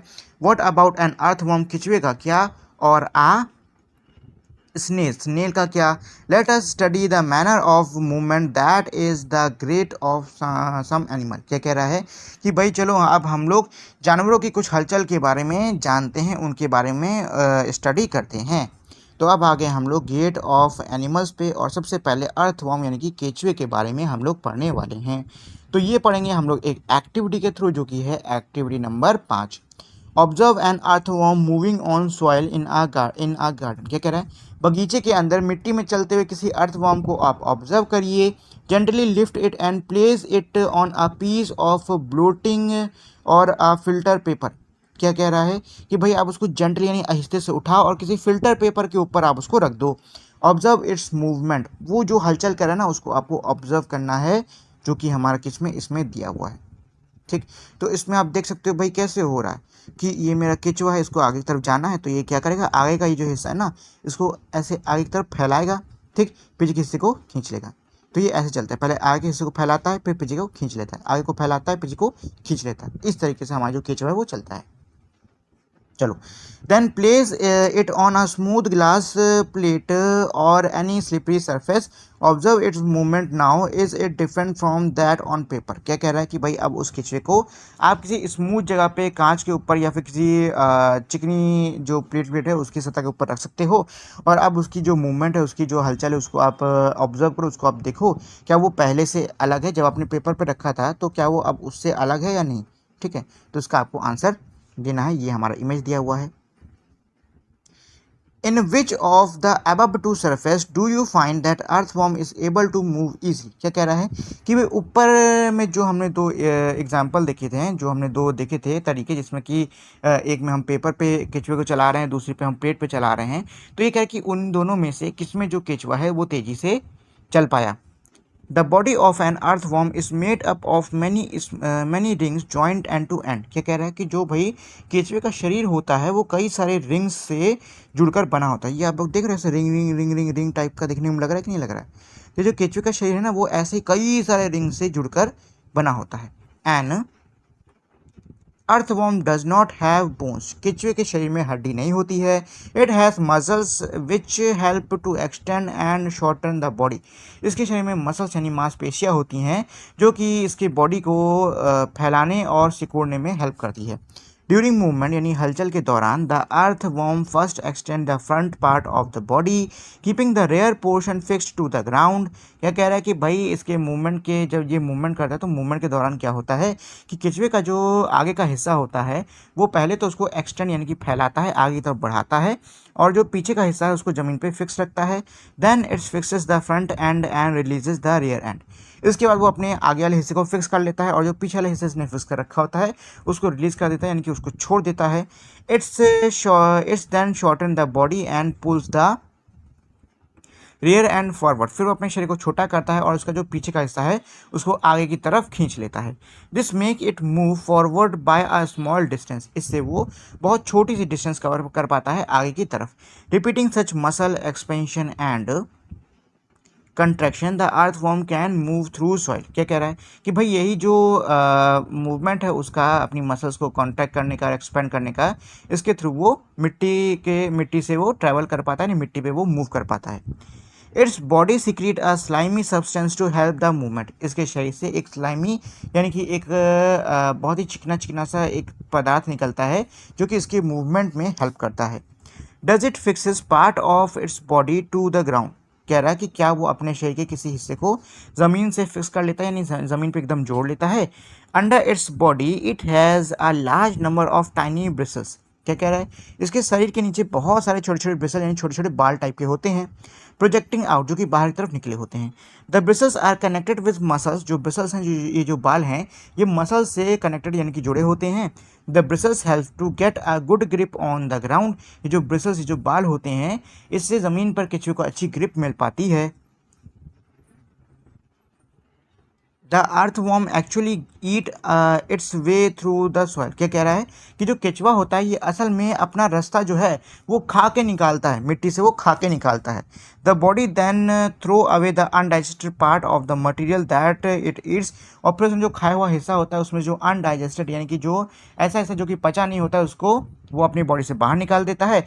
This activity of an earthworm make the soil more useful for plant. ये जो एक्टिविटी होती है अर्थवॉर्म की, इससे जो मिट्टी है वो पौधों के लिए और ज़्यादा उपजाऊ बन जाती है। यही रीज़न है कि भाई जो खेत वेत होते हैं ना उनमें खूब केचुए वेचुए पाले जाते हैं।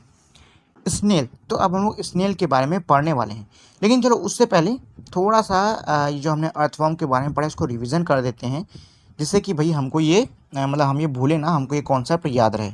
चलो जी, तो कैसे मूवमेंट करता है, तो अर्थवॉर्म पहले तो अपनी पीछे की बॉडी को फिक्स कर लेता है ज़मीन में और आगे की बॉडी को क्या करता है ऐसे कि आगे की तरफ फैलाता है। फिर वो जहाँ तक भी पहुँच पा रहा है वहाँ तक अपनी आगे की बॉडी को फिक्स कर लेगा, पीछे की बॉडी को निकालेगा और आगे की तरफ खींच लेगा। इससे वो थोड़ा थोड़ा करके मूव करता है। अच्छा, साथ ही में इसकी बॉडी के नीचे छोटे छोटे से क्या होते हैं, कांटे होते हैं जो कि इसको ग्रिप बनाने में हेल्प करते हैं। और इसकी बॉडी में से एक स्लाइमी सब्सटेंस यानी कि एक थोड़ा सा कह सकते हो चिकना चिपचिपा टाइप टाइप का एक सब्सटेंस निकलता है जो कि इसको मूव करने में हेल्प करता है। चलो जी, तो ये तो हो गया हमारा अर्थवर्म। अब आते हैं स्नेल के ऊपर। तो स्नेल भी हमारा एक्टिविटी से ही शुरू है। Activity number 6, observe a snail in your garden or in field. अपने खेत में या फिर अपने मैदान में या फिर कहीं पे भी अपने बगीचे में कोई भी स्नेल है तो उसको ऑब्जर्व करो। Have you seen the rounded structure it's carries on it's back. क्या वो अपने पीछे जो राउंड यानी कि गोल जैसे स्ट्रक्चर कैरी कर रहा है, क्या आपने उसको देखा है? इसकी बात कर रहा है। पहले तो ये बताओ कि आप लोगों ने स्नेल को देखा है? अगर स्नेल को देखा है तो इसको जरूर देखा होगा। This is called the shell. क्या कह रहा है? इसको शेल कहते हैं। And it is the outer skeleton of the snail. और ये स्नेल का आउटर यानी कि बाहर का स्केलेटन होता है। But is not made of bone. लेकिन ये हड्डी का नहीं बना होता है। क्या कह रहा है कि भैया ये इसके स्केलेटन यानी कंकाल का बाहरी हिस्सा है, लेकिन ये जो है शेल ये हड्डी का नहीं बना होता है। A shell is a single unit and does not help in moving of any from place to place. क्या कह रहे हैं कि जो शेल होता है वो हमारा एक सिंगल यूनिट होता है, एक सिंगल कह सकते हो पूरा ये एक हिस्सा होता है, और ये स्नेल की एक जगह से दूसरी जगह मूव करने में हेल्प नहीं करता है। It has to be dragged along. इसको स्नेल को साथ में खींचना पड़ता है। Place a snail on a glass plate and watch it. क्या कह रहा है? एक कांच की प्लेट के ऊपर स्नेल को रखो और उसको वॉच करो यानी उसको आप देखो। When it start moving carefully lift the plate along with the snail over your head. जब वो मूव करना शुरू करे तो अपने सिर के ऊपर उस प्लेट को करो ताकि आप नीचे जो हलचल हो रही स्नेल की उसको देख सको। Observe its movement from beneath. जो भी उसकी मूवमेंट है उसको आप नीचे से ऑब्जर्व करिए। Thick structure that a thick structure and the head of the snail may come out of the opening in the shell. क्या कह रहा है कि भाई जो शेल है उसकी ओपनिंग यानी कि उसके जो खुला हुआ हिस्सा है उसमें से एक मोटा सा बॉडी मतलब मोटा सा स्नेल का जो बॉडी का हिस्सा है वो निकलता है और जो सिर है वो बाहर निकालता है। The thick structure is it foot. जो मोटा सा स्ट्रक्चर है वो उसका क्या है? फुट यानी कि पैर है। ये जो मोटा सा स्ट्रक्चर देख रहे हो इसके क्या है? फुट है। और ये आगे इसका क्या है? सिर है। Made up of strong muscle. और ये जिसका फुट होता है यानी इसका जो पैर होता है स्नेल का, ये मजबूत मसल से बना होता है। Now carefully tilt the glass plate. अब ध्यान से जो ग्लास की प्लेट है उसको थोड़ा सा तिरछा करो। The wavy motion of the foot can be seen. अब जो वेवी मोशन है यानी कि जो वेव होता है यानी जो हिलता हुआ मोशन है पैरों का, अब आप उसको देख पाओगे। Is the movement of a snail slow or fast as compare to earthworm. क्या जो स्नेल का मूवमेंट है हमारे अर्थवॉर्म के कंपेरिजन में क्या वो तेज है या फिर वो धीरे है? कॉकरोच। अब भाई स्नेल के बारे में हमने जान लिया, अब हम लोग कॉकरोच के बारे में जानेंगे। लेकिन चलो स्नेल को भी थोड़ा सा रिवाइज कर लेते हैं।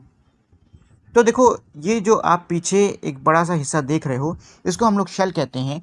और ये जो शेल होता है ये स्नेल के मूव यानी कि हिलने डुलने में हेल्प नहीं करता है। इसको स्नेल को खींचना पड़ता है। हाँ, होता क्या है कि भाई जब भी स्नेल कहीं पे होता है तो इस शेल के अंदर अपनी बॉडी को कर लेता है। ये एक तरीके से उसका घर होता है। ठीक, अच्छा, जब ये मूव करता है तो कैसे मूव करता है? इसके जो नीचे आप देख रहे हो ये मेरे इसके पैर हैं जो कि बहुत ही स्ट्रांग मजबूत मसल से बने होते हैं। और जब भी वो मूव करता है तो ये ऐसे वेव होते हैं। अब हम लोग कॉकरोच के बारे में जानेंगे और भाई एक्टिविटी 7 के थ्रू इसको जानेंगे। ऑब्जर्व आ कॉकरोच फिगर 8.20। क्या कह रहा है कि भाई किसी कॉकरोच को ऑब्जर्व करिए। इसका इमेज हमारा फिगर 8.20 में इसमें हमारा दिया भी हुआ है। Cockroach walk and climb as well as fly in air. Cockroach जो होता है वो चलता भी है, चढ़ता भी है और हवा में उड़ता भी है।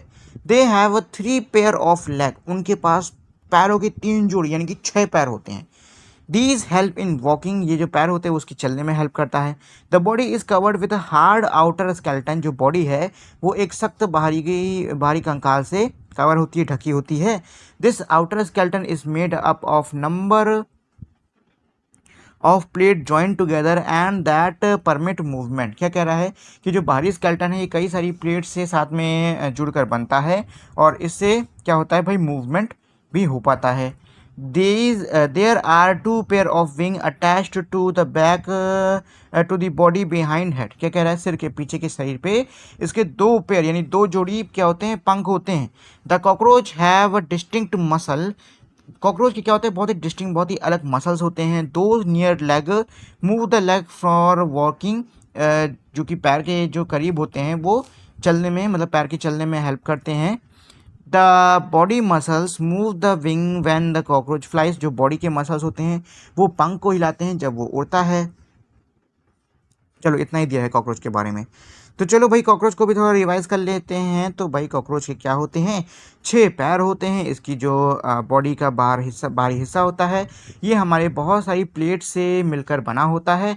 अच्छा, इसके जो पैर के पास के मसल्स होते हैं वो उसके पैर को चलाने में हेल्प करते हैं, और जो इसके बॉडी के मसल्स होते हैं जब वो अपने पंखों को जब फड़फड़ाता है उड़ने के लिए तब उसके पंख को हिलाने में मदद करते हैं। ठीक, तो इस तरीके से हमारा जो कॉकरोच है वो हिलडुलता है, वो हमारी हरकत करता है। अब हम लोग बर्ड यानी कि चिड़िया के बारे में पढ़ने वाले हैं। Bird flies in the air and walk on the ground. जो चिड़िया है वो हवा में उड़ती है और साथ ही में ज़मीन पर भी आपको थोड़ी बहुत चलती हुई नजर आ जाती होगी। Some bird like ducks and swan also swim in water. कुछ जो चिड़िया जैसे कि बत्तख हो गया, स्वान हो गया, ये हमारे पानी में तैरती भी हैं। The birds can fly because their body are well suited for flying. चिड़िया उड़ पाती है क्योंकि उनका जो शरीर है वो उड़ने के लिए बहुत ही सही है। दियर बोन्स आर हॉलो। उनकी जो हड्डियाँ होती हैं वो अंदर से खोखली होती हैं एंड लाइट और हल्की होती हैं। The bones of the hind legs are typical for walking and perching. उनकी जो पीछे की मतलब पीछे के पैरों की जो हड्डी होती है वो ऐसी होती है कि वो चल सकती हैं और वो किसी पर भी मतलब तारा या किसी पर भी बैठ सकती हैं।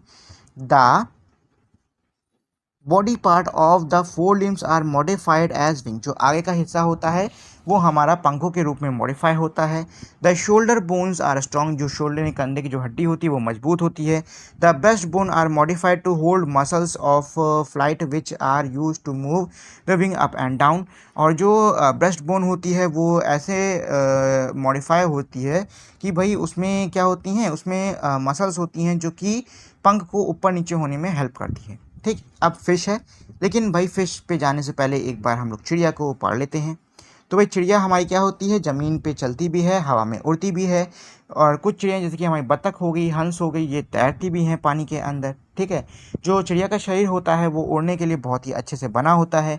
चिड़िया की जो हड्डियाँ होती हैं वो खोखली होती हैं और हल्की होती है, जैसे कि चिड़िया का वजन क्या होता है, हल्का होता है। पीछे के जो पैर होते हैं वो चलने के लिए और किसी भी जगह पर बैठने के लिए बने होते हैं। उसका आगे का जो हिस्सा है वो हमारा पंख होते हैं, मतलब आगे का हिस्सा जो है वो पंखों में बना होता है, पंख उसमें होते हैं। और जो ब्रेस्ट बोन होती है उसमें बहुत सारी क्या होती है, मसल्स होती हैं जो कि हमारे इन पंखों को ऊपर नीचे होने में हेल्प करता है। ठीक, तो ये होगी हमारी पूरी पूरी चिड़िया। अब चलो भाई मच्छी पर आते हैं। तो ये आप देख सकते हो, ये स्केलेटल, एक सेकंड को यार पूरा ही हट गए, तो कहाँ पर थे, हाँ ये है। ये पूरा स्केलेटल फ्रेम है किसका, हमारी चिड़िया का। ठीक, ये इसके पंख हो गए, ये पीछे के पैर हो गए इसके। चलो जी, फिश। अब हम लोग मछली के बारे में पढ़ेंगे। Activity number 8। तो भैया ये हमको फिर से एक एक्टिविटी करने को कह रहे हैं, चलो कर देते हैं। क्या कह रहा है, मेक अ पेपर बोर्ड, कागज़ की एक बोर्ड बना लीजिए। चलो बना लो भैया।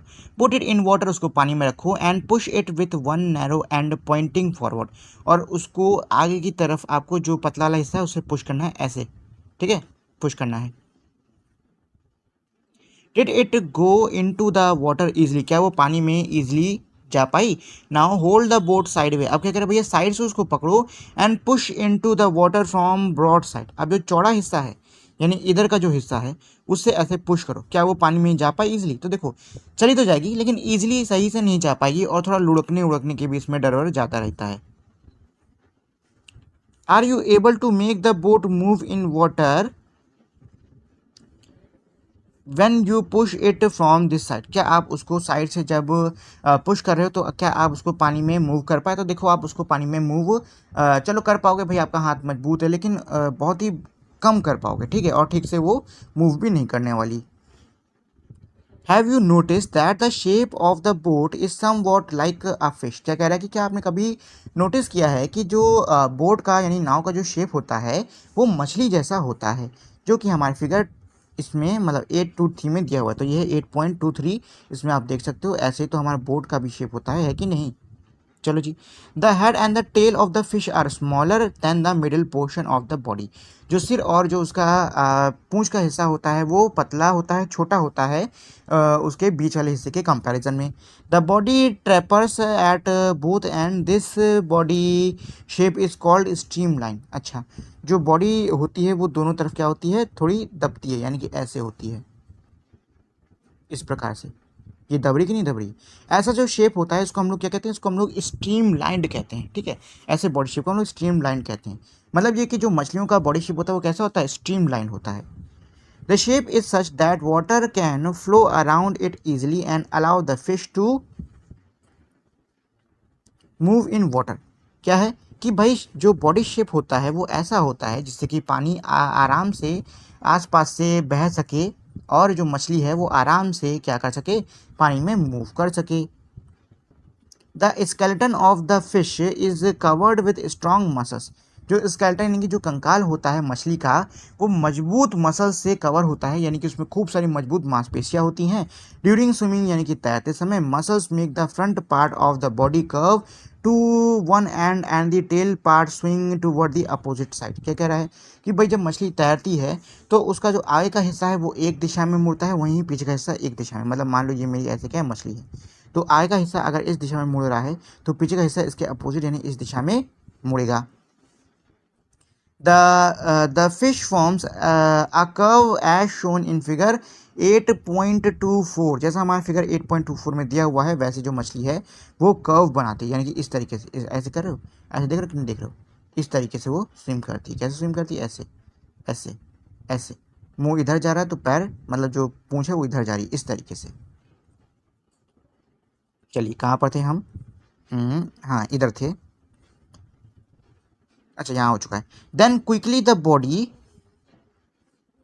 And the tail curve to the other side. क्या कह रहा है कि भाई जो बॉडी होती है अब वो दूसरी साइड मूव हो जाती है, मतलब ये कि वो ऐसे बहुत जल्दी ऐसे क्या हलचल करती रहती है। चलो जी, this make a jerk and push the body forward. इससे क्या होता है, एक जर्क एक झटका होता है और शरीर आगे की तरफ धकेलता है। A series of such jerks make the fish swim ahead। और ऐसे कई सारे जब जर्क साथ में, ऐसे कई सारे धक्के जब साथ में होते तो मछली जो होती है आगे तरफ तैरती है। This is help by the fins of tail. ये चीज़ जो फिन्स होते हैं उसकी पूंछ में लगे हुए, ये चीज़ उससे और ज़्यादा अच्छे से होती है। मतलब जो फिन्स होते हैं उसकी पूंछ में लगे हुए वो ऐसा करने में उसकी और हेल्प करते हैं। Fish also have other fins on their body which mainly help to keep balance of water of the body and to keep direction while swimming। क्या कह रहा है कि भाई मछली के शरीर पे और भी फिन्स यानी कि और भी जो कांटे टाइप के नहीं होते साइड में, देखो कांटे कह रहा हूँ यार, मैं आपको ड्रॉ करके बताता हूँ। मान लो ये मेरी मछली है, ठीक है, तो उसकी ऐसे हमारी पूंछ टाइप की रहती है और उसके इधर ऐसे फिन्स रहते कि नहीं रहते हैं, ठीक है। तो ये जो फिन्स होते हैं ना ये बॉडी को पानी के अंदर सीधा रखने में हेल्प करते हैं, ठीक है, और साथ ही में किसी भी डायरेक्शन में मूव करना होता है ना तो इसी फिन्स के थ्रू करती है। चलो जी, did you ever notice that underwater diver wear fin like flipper on their feet to help them move easily in water. क्या कह रहे हैं कि क्या आपने कभी नोटिस किया है कि जो पानी में डाइव करने वाले जो गोता लगाने वाले गोताखोर होते हैं वो अपने पैरों में फ्लिपर्स पहनते हैं, ठीक है, फ्लिपर्स पहनते हैं जो कि फिन जैसे होते हैं ताकि वो इजीली पानी के अंदर क्या कर सके, मूव कर सके। लंबे लंबे से होते हैं, ऐसे पैर में लगाए जाते हैं, अक्सर आपने कार्टून वार्टून में देखे होंगे, ऐसा होता है जूते के टाइप का और आगे से बहुत लंबा सा होता है। चलो जी, हाउ डू स्नेक मूव। अब हम लोग सांप पर आ गए हैं, लेकिन भाई सांप से पहले चलो एक बार मैं आपको मछली से रिवाइज करा देता हूँ। तो भाई मछली कैसे मूव करती है, मछली की पहली चीज़ तो ये है कि जो बॉडी स्ट्रक्चर है वो स्ट्रीमलाइन होता है। स्ट्रीमलाइन का मतलब ये है आगे और पीछे से चपटा होता है और बीच में थोड़ा सा मोटा होता है। मछली के फिन्स होते हैं पीछे और आगे इस तरीके से। अच्छा, ये जो फिन्स होते हैं ये उसको अपनी बॉडी का बैलेंस बनाए रखने में और उसको अलग अलग डायरेक्शन में मूव करने में हेल्प करता है। ये कैसे मूव करती है, मछली जो है उसका जो सिर जिस डायरेक्शन में जा रहा होता है उसकी जो टेल है उसकी अपोजिट डायरेक्शन में मूवमेंट करती है, जिससे कि एक जर्क एक झटका टाइप का होता है जिससे कि मछली आगे बढ़ती है। और ऐसे ही कई सारे झटके करने से मछली आराम से क्या है पानी के अंदर तैर पाती है। चलो जी, अब हम लोग सांप के ऊपर आ गए हैं। तो क्या कह रहा है, have you seen a snake slither. क्या आपने सांप को कभी रेंगते हुए देखा है। Does it move straight. क्या वो स्ट्रेट यानी कि एकदम सीधा चलता है। फिगर 8.25 में देख लो तो बताओ एकदम सीधा चल रहा है, नहीं ऐसे ऐसे ऐसे ऐसे घूम घूम चल रहा है कि नहीं चल रहा है। चलो, snake have a long backbone, जो स्नेक होती है उसमें एक बहुत ही लंबी रीढ़ की हड्डी होती है। They have many thin muscles, उसमें कई सारी पतली पतली क्या होती है, मांसपेशियाँ होती हैं। They are connected to each other, वो एक दूसरे से जुड़ी होती हैं। Even though they are far from one another, वैसे तो वो क्या होती है, एक दूसरे दूर दूर होती हैं, लेकिन तब भी वो एक दूसरे से जुड़ी होती हैं। Muscles also interconnect the backbone, rib end skin, जो मसल्स होती हैं वो उसकी बैकबोन, उसकी पसली और जो उसकी स्किन होती हैं उसको आपस में कनेक्ट करती हैं। The snake's body curve into many loops, क्या कह रहा है कि जो सांप की बॉडी होती है वो बहुत सारे लूप्स के अंदर कर्व हो जाती है। देखिए, आपने सांप को कभी चलते देखा है? ऐसे चलता है कि नहीं चलता है, ऐसे गोल गोल घूम के चलता है। तो ये इसी की बात कर रहे हैं, ये इसी की बात कर रहे हैं। क्या कह रहे हैं? Each loop of the snake give its forward push by pressing against the ground, हर जो लूप होता है ये स्नेक को एक फॉरवर्ड पुश यानी कि आगे की तरफ एक धक्का देता है। कैसे धक्का देता है भाई? सांप आपने देख रखा है इस तरीके से चलता है, तो ये जो लूप होता है ना, ये ज़मीन के अगेंस्ट में क्या लगाता है, फोर्स लगाता है, और इससे सांप को आगे की तरफ पुश मिलता है, मतलब धक्का मिलता है। अच्छा, आपने देखा है सांप की बॉडी क्या होती है, बड़ी लंबी होती है, ठीक है, और वैसे बहुत सारे लूप बनाता है। अब क्योंकि इतने सारे लूप बना रहा है तो ये सारे लूप धक्का दे रहे होंगे कि नहीं दे रहे होंगे, इस वजह से सांप की जो स्पीड होती है ना बहुत ज़्यादा तेज होती है। कभी आप ज़मीन पर उसको रेंगते हुए देखोगे तो एकदम गोली की रफ्तार में सुई करते हुए निकल जाएगा वो। Since its long body make many loops and each loop give it this push, the snake move forward very fast. ये चीज़ कह रहा है कि भाई क्योंकि इसकी बॉडी बहुत ही लंबी है और कई सारे ये लूप का फॉर्मेशन करती है, तो इस वजह से ये जो सांप है ये बहुत ही तेज़ी से चलता है।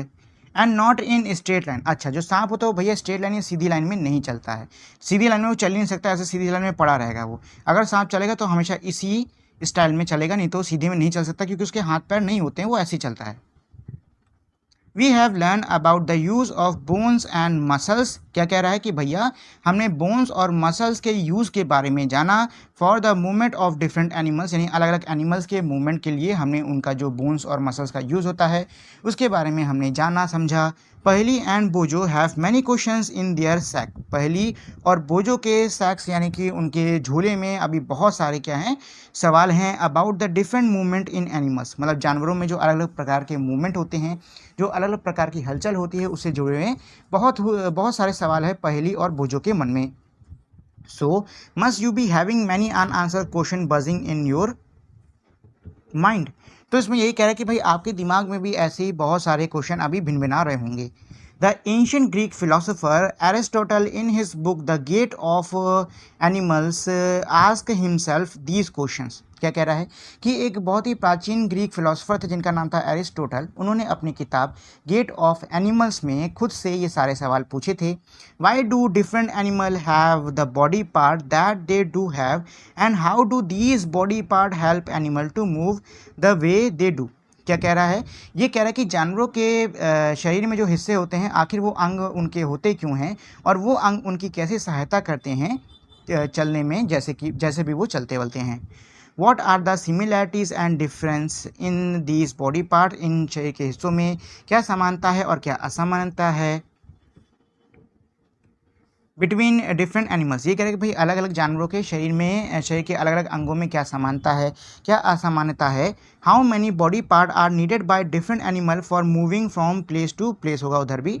क्या कह रहा है कि भाई कितने अंगों की ज़रूरत होती है किसी भी जानवर के अंदर एक जैसे दूसरी जगह आने जाने के लिए। Why 2 legs for humans and 4 for cows and buffaloes, क्या कह रहा है, इंसानों के लिए 2 और गाय भैंसों के लिए 4 पैर क्यों। Many animals seems to be having an even number of legs, why, कई जानवरों के अंदर even number leg यानी कि 2, 4, 6 ऐसे पैर होते हैं क्यों।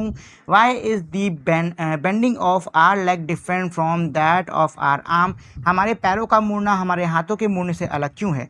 So many questions and perhaps we have looked for some answers, क्या कह रहा है कि भाई इतने सारे सवाल हैं और हो सकता है कि हमने कुछ आंसरों को इस चैप्टर के थ्रू, मतलब इस चैप्टर में जो एक्टिविटीज़ हैं उनके थ्रू देखा भी हो। तो चलो ये था मेरा पूरा चैप्टर। अब यहाँ पे योगा के ऊपर एक छोटा सा आर्टिकल दिया हुआ है, उतना इंपॉर्टेंट है नहीं, लेकिन मैं आपको बता देता हूँ कि जो योगा है ये प्राचीन भारत से चला आ रहा है और 21 जून को हम लोग इंटरनेशनल योगा डे बनाते हैं, ठीक है। बस यही थोड़े बहुत मेन पॉइंट हैं, बाकी आप लोग चाहो तो इसको एक बार पढ़ सकते हो। चलो अब हम लोग समरी पर आते हैं, इससे हमारे चैप्टर का एक रिवीजन हो जाएगा, उसके बाद में क्वेश्चन आंसर्स कर लेंगे। तो पहला पॉइंट इसमें क्या है, पहला पॉइंट इसमें ये है कि bones and cartilage form the skeleton of human body. Bones और कार्टिलेज साथ में मिलके इंसान के शरीर का जो कंकाल है उसको बनाती हैं। It give the frame and shape to the body, और जो स्केलेटन है ये हमारी बॉडी में क्या देता है, फ्रेम और शेप देता है, साथ में मूवमेंट में भी हेल्प करता है, और हमारे अंदरूनी जो अंग हैं उनको ये प्रोटेक्ट करता है। The human skeleton comprise the skull, the back and ribs and breastbone, shoulder and hip bone। क्या कह रहा है कि भाई इंसानी कंकाल के अंदर क्या होती है, भाई खोपड़ी होती है, रीढ़ की हड्डी होती है, पसलियाँ होती हैं, सीने की जो हमारी हड्डियाँ होती हैं वो होती हैं, कंधे की हड्डियाँ जो हिप बोन्स होती हैं वो होती हैं, ये सब होती हैं। And the bones of hand and leg, और हाथ और पैर की हड्डियाँ होती हैं। The bones are moved by alternate contraction and relaxation of two set of muscles। क्या कह रहा है कि जो हमारी बोन्स होती हैं वो कंट्रैक्शन और रिलैक्सेशन के थ्रू, मतलब मसल के कंट्रैक्शन और रिलैक्सेशन के थ्रू मूव करती हैं। The bone joint are of various kind depending on the nature of the joint and the direction of the movement they allow। क्या कह रहा है, बोन जॉइंट जो होते हैं वो कई सारे प्रकार के होते हैं, वो उनके नेचर पे और वो किस डायरेक्शन में मूवमेंट को अलाउ कर रहा है इस पे डिपेंड करता है। Strong muscles and light bones work together to help the bird fly. क्या कह रहा है, मजबूत जो मांसपेशियां और जो हल्की हड्डियां होती हैं वो साथ में काम करती हैं चिड़िया को उड़ने में सहायता देने में। They fly bye flapping their wings, जो चिड़ियाएँ हैं वो अपने पंखों को फड़फड़ा के उड़ती हैं।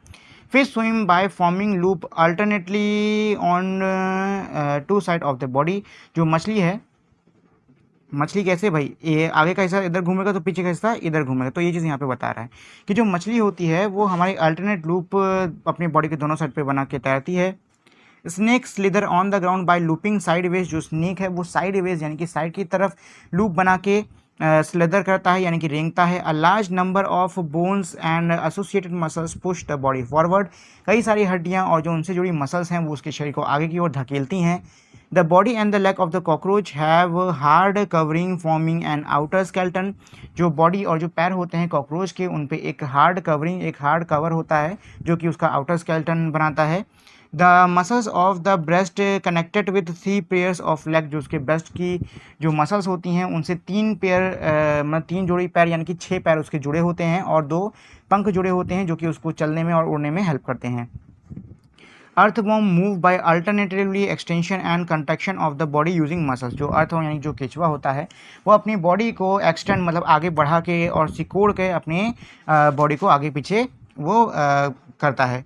Tiny bristles on the under side of the body help in gripping the ground. जो छोटे छोटे बाल होते हैं उसके बॉडी के नीचे वो उसको ग्राउंड यानी ज़मीन को ग्रिप करने में हेल्प करते हैं। Snail move with the help of a muscular foot. जो स्नेल होता है वो एक मस्कुलर यानी मसल से बने हुए फुट की हेल्प से यानी पैर की हेल्प से चलता है। तो ये हो गई पूरी समरी। आई होप आपको जो पूरा चैप्टर है समझ में आ गया होगा। अब चलिए क्वेश्चन आंसर्स कर लेते हैं, बट क्वेश्चन आंसर्स करने से पहले दोस्तों अगर आप लोगों ने अब तक इस वीडियो को लाइक शेयर और चैनल को सब्सक्राइब नहीं किया है तो प्लीज़ आप लोग इस वीडियो को लाइक शेयर और चैनल को सब्सक्राइब कर दीजिए ताकि मैं आपके लिए आगे ऐसे ही अच्छे अच्छे वीडियोज़ ला सकूँ। तो चलिए क्वेश्चन नंबर 1 है फिल इन दी ब्लैंक्स। क्या कह रहा है, joint of the bone help in the खाली जगह ऑफ बॉडी। क्या है कि भाई जो हड्डियों का जो जॉइंट होता है, जो हड्डियों में हमारे जो जोड़ होते हैं वो हमारी बॉडी के किस में हेल्प करते हैं, तो वो मूवमेंट यानी हलचल में हेल्प करते हैं। A combination of bone and cartilage form the खाली जगह ऑफ बॉडी। जो हड्डी और कार्टिलेज का जो कॉम्बिनेशन होता है वो हमारे शरीर का क्या बनाता है, वो कंकाल बनाता है। The bones at the elbow are joint by a खाली जगह जॉइंट। आपके एल्बो यानी कोहनी पे कौन सा जॉइंट होता है, तो आपके कोहनी पे होता है हिंज जॉइंट, जो हमारे दरवाजों में होता है वैसा hinge joint. The contraction of the खाली जगह pull the bone during movement. क्या होगा कि भाई जो मसल्स का कंट्रैक्शन होता है वो मूवमेंट के दौरान हड्डियों को खींचता है, ये होगा। चलो इसके बाद में क्वेश्चन नंबर 2 जो कि है हमारा ट्रू एंड फॉल्स। तो पहला क्या है, the movement and the locomotion of all the animals is exactly the same. मतलब जो हलचल होती है वो सभी जानवरों में एक सी होती है, तो ये तो भाई फॉल्स है, गलत है। कुछ उड़ते हैं, कुछ चलते हैं, कुछ कूदते हैं, बहुत अलग अलग होता है। The cartilage are harder than bones. Cartilage हड्डियों से ज़्यादा मजबूत होता है, नहीं कार्टिलेज बल्कि हमारा क्या होता है, सॉफ्ट होता है हड्डियों से ज़्यादा, तो ये भी फॉल्स हो गया। The finger bones do not have joint. जो फिंगर की हड्डियाँ मतलब जो हमारी उंगली की हड्डियाँ होती है उसमें जॉइंट नहीं होता, नहीं भाई उसमें तो बहुत सारा जॉइंट होता है, ये भी गलत हो गया। The four arm have 2 bones. जो हमारा फोर आर्म होता है उसमें हमारी 2 हड्डी होती है, एकदम सही 2 हड्डी होती है जो कि साथ में जुड़ती है। Cockroach have an outer skeleton, cockroach के पास में एक आउटर यानी कि बाहर का स्केल्टन होता है, एकदम सही होता है जी। ठीक है, यहाँ पे है। चलिए अब इसके बाद में क्वेश्चन नंबर 3, ये क्या है, मैच द फॉलोइंग, मतलब आपको कॉलम 1 से कॉलम 2 को मिलाना होगा। तो चलो भाई पहला देख लेते, तो पहला क्या है, अपर जॉ यानी कि ऊपर के जबड़े की बात कर रहे हैं। तो देखो भाई ऊपर के जबड़े से आप इसको मिला लो, इज एन इमूवेबल जॉइंट। जब मैं आपको पढ़ा रहा था तो मैंने बताया था कि जो ऊपर का जबड़ा होता है ये हमारा एक ऐसा जॉइंट होता है जो कि बिल्कुल भी नहीं हिलता है। ठीक है, हिलता क्या है, सिर्फ नीचे का जबड़ा हिलता है, तो ये आप इससे मिला दो। फिर है भाई मछली, तो मछली की क्या होती है, स्ट्रीम लाइन बॉडी होती है, इससे मिला दीजिए। और साथ ही में उसके बॉडी पे फिन्स होते हैं, तो आप इससे इन दोनों को मिला दो। चलो रिब्स यानी कि पसलियाँ, जब मैं आपको पसलियाँ पढ़ा रहा था तब मैंने आपको बताया था कि जो रिब्स होती हैं वो हमारे लंग्स और साथ ही में हार्ट को प्रोटेक्ट करती हैं, तो इससे आप प्रोटेक्ट द हार्ट, इसको मिला दो। स्नेल, स्नेल की भैया मूवमेंट क्या होती है, बहुत ज़्यादा स्लो होती है, तो इससे आप इसको मिला दो, शो वेरी स्लो मूवमेंट। आखिरी में है कॉकरोच, तो कॉकरोच का क्या होता है, आउटर स्केलेटन होता है, इससे मिला दो। और साथ ही में ये हवा में उड़ भी सकता है, तो इससे मिला दो। ठीक है, ये है। चलो जी, अब क्वेश्चन आंसर्स कर लेते हैं। तो पहला क्वेश्चन क्या कह रहा है, what is a ball and socket joint. भैया बॉल और सॉकेट जॉइंट क्या होता है, तो सबसे पहले तो मैंने आपको यही पढ़ा था। तो क्या होता है, the ball and the socket joint is made up of 2 bones. जो बॉल और सॉकेट जॉइंट होता है वो 2 हड्डियों से बनता है, one of which is rounded and the other bone form a socket, जिसमें से एक राउंडेड यानी कि ऐसे गोल गोल होती है, और दूसरी जो हड्डी होती है वो क्या होती है, वो ऐसे सॉकेट टाइप की होती है। This allow rotatory motion in every direction, जिससे कि आप हर डायरेक्शन के अंदर मोशन कर सकते हो। चलो इसके बाद में क्वेश्चन नंबर बी क्या कह रहा है, which of the skull bone are movable, मतलब हमारी जो खोपड़ी होती है उसकी कौन सी हड्डी मूवेबल यानी कि हिलती है, तो वो हमारी सिर्फ और सिर्फ लोअर जॉ यानी कि नीचे का जबड़ा होता है, बाकी स्केलेटन का कोई भी हिस्सा हमारा स्कल का हमारा कोई भी हिस्सा नहीं हिलता है। अगला क्वेश्चन हमारा दिया हुआ है, why can our elbow not move backward, हमारी जो एल्बो है वो बैकवर्ड क्यों नहीं मूव कर पाती, क्योंकि भाई इसमें क्या होते हैं, हिंज जॉइंट होते हैं। Our elbow can not move backward because it has hinge joint which only allows back and forth movement. क्या कह रहा है कि भाई हमारी जो एल्बो है वो इसलिए पीछे की तरफ नहीं मुड़ पाती है क्योंकि भाई उसमें हिंज जॉइंट होता है, और हिंज जॉइंट से सिर्फ आप आगे पीछे की ही मूवमेंट कर सकते हो। चलिए, तो ये होता हमारा पूरा पूरा चैप्टर। आई होप आपको ये समझ में आ गया होगा, लेकिन अगर आपके मन में अब भी इस चैप्टर से जुड़ा हुआ कोई भी सवाल है तो आप मुझे नीचे कमेंट करके पूछ सकते हो। तो अब हम लोग मिलेंगे हमारी अगली वीडियो में, तब तक के लिए नमस्कार। लेकिन जाने से पहले दोस्तों, अगर आप लोगों ने अब तक इस वीडियो को लाइक शेयर और चैनल को सब्सक्राइब नहीं किया है तो प्लीज़ आप लोग इस वीडियो को लाइक शेयर और चैनल को सब्सक्राइब भी कर दीजिए।